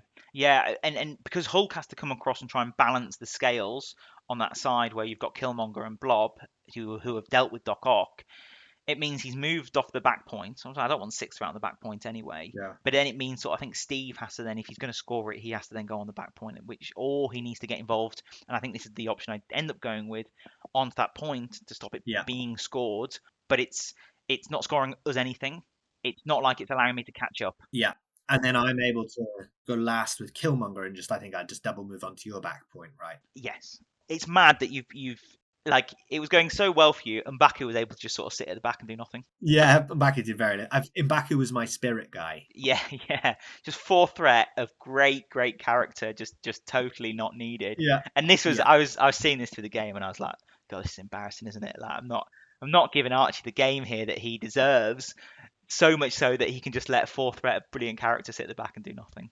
Yeah, and I think I won't go too much into it. I can't really remember what happened round 3, but I think similar things happen. I think Black Panther deals with Vision. Yeah. Hulk's able to get a bit through. I'm able to deal with, I think, Killmonger. I think I prevent the usurp. You might not have even taken usurp if you had. I think I wanted to deal with him, being the biggest damage dealer. So I think I managed to deal with Killmonger, but it's a little bit too little, too late. Yeah, and the Blob is actually able to sit on the point and not get moved. And I think, so I think the game ends 17-12 to the Wakandans. So again, not a blowout, but I think it was just that I've written in my notes here, I think I had more models. Yeah. And I think that was really the key takeaway, was that in the end, your 4 models weren't impactful enough on the game to be able to stress me on the objectives. And I think it was particularly prevalent with Vision versus Black Panther. Yeah. Black Panther won the day there.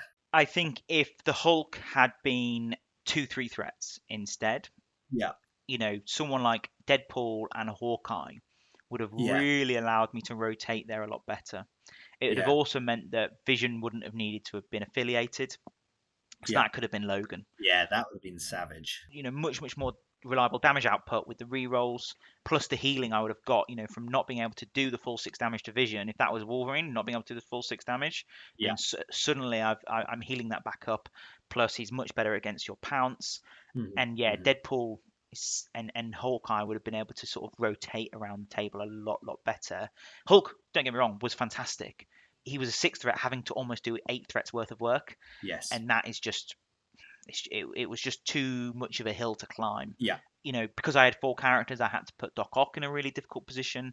I thought the Blob was excellent in this game. Yeah. I think maybe I got a daze on him, and that meant he was able to then double spender me, and it double spended Doc Ock into the middle of nowhere. Yeah. And because I was slow from holding an extract with Doc Ock, taking the one that I'd taken from Blob, there was no way I could get back onto the point because of how I've been displaced, and also win the point. So I needed. So the only thing I could do was hope that I spiked and then KO'd the Blob, which unfortunately I was unable to do. Yeah.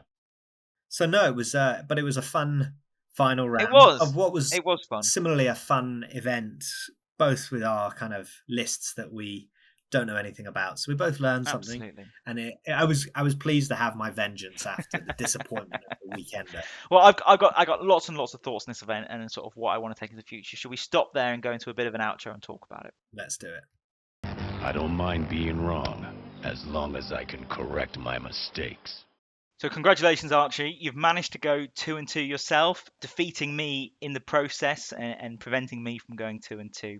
What I thought was a really, really fun event, but I got a couple of questions for you. First, what are your thoughts on the new Crises, having played them now in this event? And also, what are your thoughts on OG Black Panther and his leadership?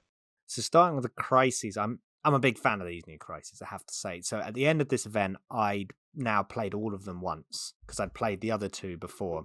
And they just feel very balanced. They've got some really nice effects that kind of encourage interaction with the Crises and with the game. And I think also the fact that they're mostly 4 extracts or 4 secures makes it just a little bit more balanced.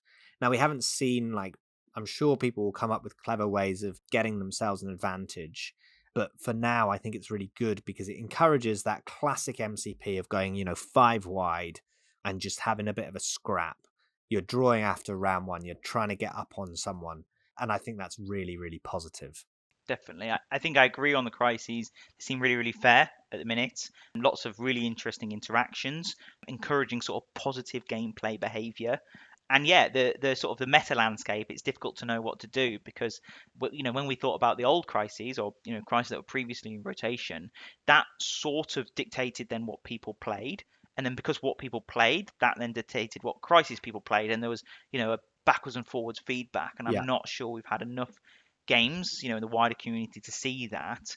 But sort of the vibe I'm getting from people is that these feel very fair, like, and that's Yeah. encouraging more mid-range teams. It's encouraging people to try new splashes. People are going more 5 wide rather than looking to go 3 Yeah. wide, and for Yeah. me that's only promoting sort of those positive gameplay interactions. Yeah, and I think it also means you don't have to tech as much. And I think that is good because you can actually use your full 10 roster. You more tech for specific characters rather than like specific game plans. And I think that's really positive. I also really agree with AMG's choice of the extract and secure that aren't in. I was a bit sad that they weren't going to be in before I played them, but actually having played them, they would have been quite big crises in the landscape that could have skewed the game and made for some pretty kind of sad Yeah, I gameplay completely experiences. And agree. I think actually it's really good that I think the choice that they've made is really good. Yeah, the two that appeared in this event that are not in standard rotation, they were quite polarizing. Yes. And that was quite evident even when you weren't playing those teams that really benefited from them. You could, Yeah. even if you were slightly in favor of that style of gameplay, you were being rewarded. And you just know that there are teams that exist out there that could exploit that. Yeah, and that's what sort of happened to me in my round 1 against Jamie. The Sentinels just didn't really have anything they could do on that kind of crisis. shield And my relay, team yeah. wasn't even set up that well for it. So I think it goes both ways. There'll be massive skews. So it's good that they're gone. We've got nice middling crises, and we'll hopefully just have some good old scraps, and it'll be fun for everyone involved. Great. Well, I completely agree. Also, relatively new for you at this event was OG Black Panther and Yeah. spinning the wheel. So, did you enjoy Yes. the process of spinning the wheel to determine your roster, and were you happy with the outcome? I did. I liked spinning wheel. I liked the thrill. I wasn't sure what I wanted to play. I would have probably gone to Spider Foes. So actually spinning the wheel was ideal for me just to try something new. I've wanted to give Wakanda a go for a while, and yeah, they were super fun. I think OG Black Panther is really strong. I think he's probably slightly overlooked in current Wakandan lists because of King T'Challa. Yep. But I think he's still really strong, and I like his leadership. I think the rerolls are helpful. Yes, they're power intensive, but they just help you get that one damage through or block that one extra damage coming in. Incredibly flexible as well, and I think you can Exactly. bring characters that really benefit from it. Characters that count blanks. Yeah. It's rather than you're spending a power for it to be 50-50, you spend power and Yeah. it's suddenly 75% in your favor. Yeah, I agree. And like a classic Shang-Chi, I think would be great. Yeah. Because he's chasing those triggers. He often has quite a lot of power and he counts blanks, so he becomes even more tanky. But yeah, there are plenty I could have done with the roster. I think that other characters that could have made it better. I really enjoyed playing with Killmonger as well. Again, he's another character that's quite difficult to play with because of the usurp. It's such a big part of his kit. He's such a glass cannon, but he was really fun. I think one problem I think going forward, if I wanted to continue with Wakanda, is they're quite limited in the way that you construct your 5. Yep. Because they don't have a huge list of characters. They've basically got Black Panther, M'Baku, Killmonger, Okoye, Shuri, and then they've got the other monikers of T'Challa and Dejaka. Yes. Yeah. So it's quite difficult to actually have a versatile roster, and then you're relying on your splashes and you're only getting 1 or 2 in each game. So I'm not sure if I'll continue forward with them, but I really enjoyed playing with them, and I think they're actually they're a pretty strong team. Yeah. The Blob, I'm not sure I got the most out of him. What about? He ruined me. Yeah, he did do very well against you. I can see a world where he's good, and I think I probably didn't think hard enough about how he was going to fit in with the roster. Of course. But yeah, he didn't impress me overly. That's fair enough. That's fair enough. How about you with Steve 3 and Doc Ock? So I really did enjoy playing Steve 3. It's on my sort of wish list to do at some point, having painted up these characters. I'd got one game on TTS with Steve and was really not impressed, but I think it's because of the characters that I'd brought along. weren't efficiently using that leadership, and I was perhaps making some bad decisions with when I used it. So, Yeah. one thing I learned was it's quite a much higher skill curve than I'd anticipated. This is a core set leadership. Right. Seems really simple on paper. Roll a hit, spend a power, change another dice face. Seems really, really straightforward. But I think to get the best out of that, it actually is quite a high skill ceiling. Not every character really, really benefits from it. Obviously, it's stronger than a reroll, but you need that hit, Yeah. and of course it costs the power, so you need to find a way to get that back. And you have to bring Steve. And I'll be honest, I wasn't impressed with Steve as a character. Yeah. I like his shield bounce. It's similar to his shield throw on Steve 1. Doesn't quite have the range, and the trigger is harder to get. Yeah. And it's not a gainer, so it's not as reliably getting you power, but it is a builder, so it could spike. You know what happens when you roll lots of dice. Some of his defensive tech is good on his injured side. He's counting blanks to everything, which is great. Something Yeah. Steve 1 didn't do. But he's only 5 health on every side, so he still seems to go down fairly quickly. I think in most of my games he was KO'd at some point, which once you then lose that leadership. So I can see the drawbacks in this team, in this leadership. And I'm probably not rushing to go play it again. Yeah. It is a brawly team that wants to be sort of putting lots of pressure on the midline. I think it does enjoy the crisis shake-up, which is encouraging more midline, sort of mid team teams. Those brawly teams that still want to go 5 wide. It can do that quite well. I think you want to maximize the number of turns, so you can maximize the number of attacks, which maximize the number of times you do the leadership. Yeah. So going tall and only being able to do the leadership once per turn is not so great. But having things like shootbacks or attackbacks in your opponent's activation is really, really strong. So I think someone like Wind Soldier would have been better to try and maximize that. Those types of interactions I think could be really, really powerful with it. But similarly, as we spoke about, in the roster building, characters that bring Pierce, characters that bring Saps, they can also be really effective. Yeah. Will I play it again? Maybe. You've got so many rosters you want to try. Exactly. It probably will go down a little bit, but it's glad to get a week. I don't know what you think, but I think that Steve 1 is probably a better character than Steve 3 just because of his bodyguard. Correct. And the fact that he's tanky. I agree. And I think probably the leaderships are fairly comparable. Arguably, Steve 1's leadership is better. It's more versatile for sure. I think if you lean into the fighting, then maybe Steve 3 is better in that regard. But the versatility and bringing characters that do things with their superpowers, Steve 1 is just so powerful, as Valerian demonstrated with his roster. Yes. Yeah. However, I am more than happy to spin the wheel again. Yeah. I absolutely loved the build up to this event, having spun the wheel, given a character that I had no choice over, and then trying to find a way for that to work. I've got lots of ideas, lots of teams that I want to play right now, but nothing really, really nailed on. But I'm enjoying that list building, that roster building activity, and this was a really, really fun challenge. So you want to do this again, I'm more than happy. Yeah, and it helps us keep it fresh at Cable's Conquest. So if you do like this format, let us know, because I'd be up for doing it again as well. I like the thrill of the wheel. Definitely. And there was a few people there, wasn't there, who had mentioned that they would be well up for giving this kind of thing a go as well. Yeah. They sort of, I think they saw the fun that we were having, trying these new things. As soon as Blob hit the table, or as soon as Doc Ock hit the table, we were shouting across the room at each other, Doc Ock's here, he's down, he's playing, he's doing bits, he's doing work, and that was really, really fun. Yeah, and the incredulity that people had. I'm pretty sure Darren was like, why is Blob here? Yes. Well. Yeah, and that felt really, really fun. I've recently thrown my ideas for the Mutant Weekender coming up in May out the window. If I don't come up with something that I really, really want to play and practice, I'm spinning that wheel again, I think. We're getting to that point. Yeah. Well, yes, I was going to say before we finish, I just want to tease a few of the next episodes. Obviously, we just finished our coverage of the Weekender last episode, but we've got another one coming up in May. We've got another big Mutant Weekender. There might still be some tickets available, so check that out if you want to come. It's another 2-day event in Shepherd's Bush. We're both going. We're both very excited to try out such a big event in the new Crisis landscape. That should be fun. But before that, I'm not going to tell you who, but we've got a special guest coming on for our next episode. So that is very exciting. Tease. That's very exciting. So you're going to have to listen to find out who it is. Excellent. Well, I can't wait. Next episode. Not sure when it will come out, but it might. Hopefully before the Weekender. Fingers crossed. Anyway, Curtis, I think we've covered everything. I think this was a great event. I really like these fun events, with especially with this new Crisis. It was a great opportunity to play them all. Before we finish, where can people find you? So if people want to check out my toy soldiers, they can find me on Instagram under simple_edge highlights.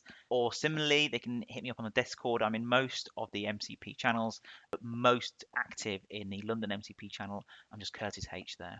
How about yourself, Archie? Where can we find you? So yeah, again, I'm on Instagram. I'm at Smeagol's Corner. I've been putting a few things up recently. I've finished a few projects. It's been reasonably active. And then I'm also on Discord as Archie_RC.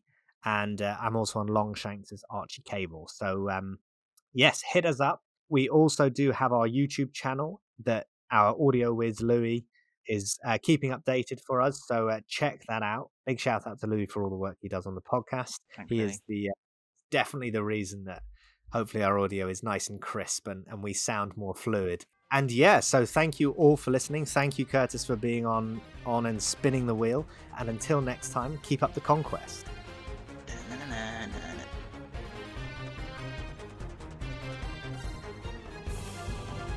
The name's Cable. Remember it.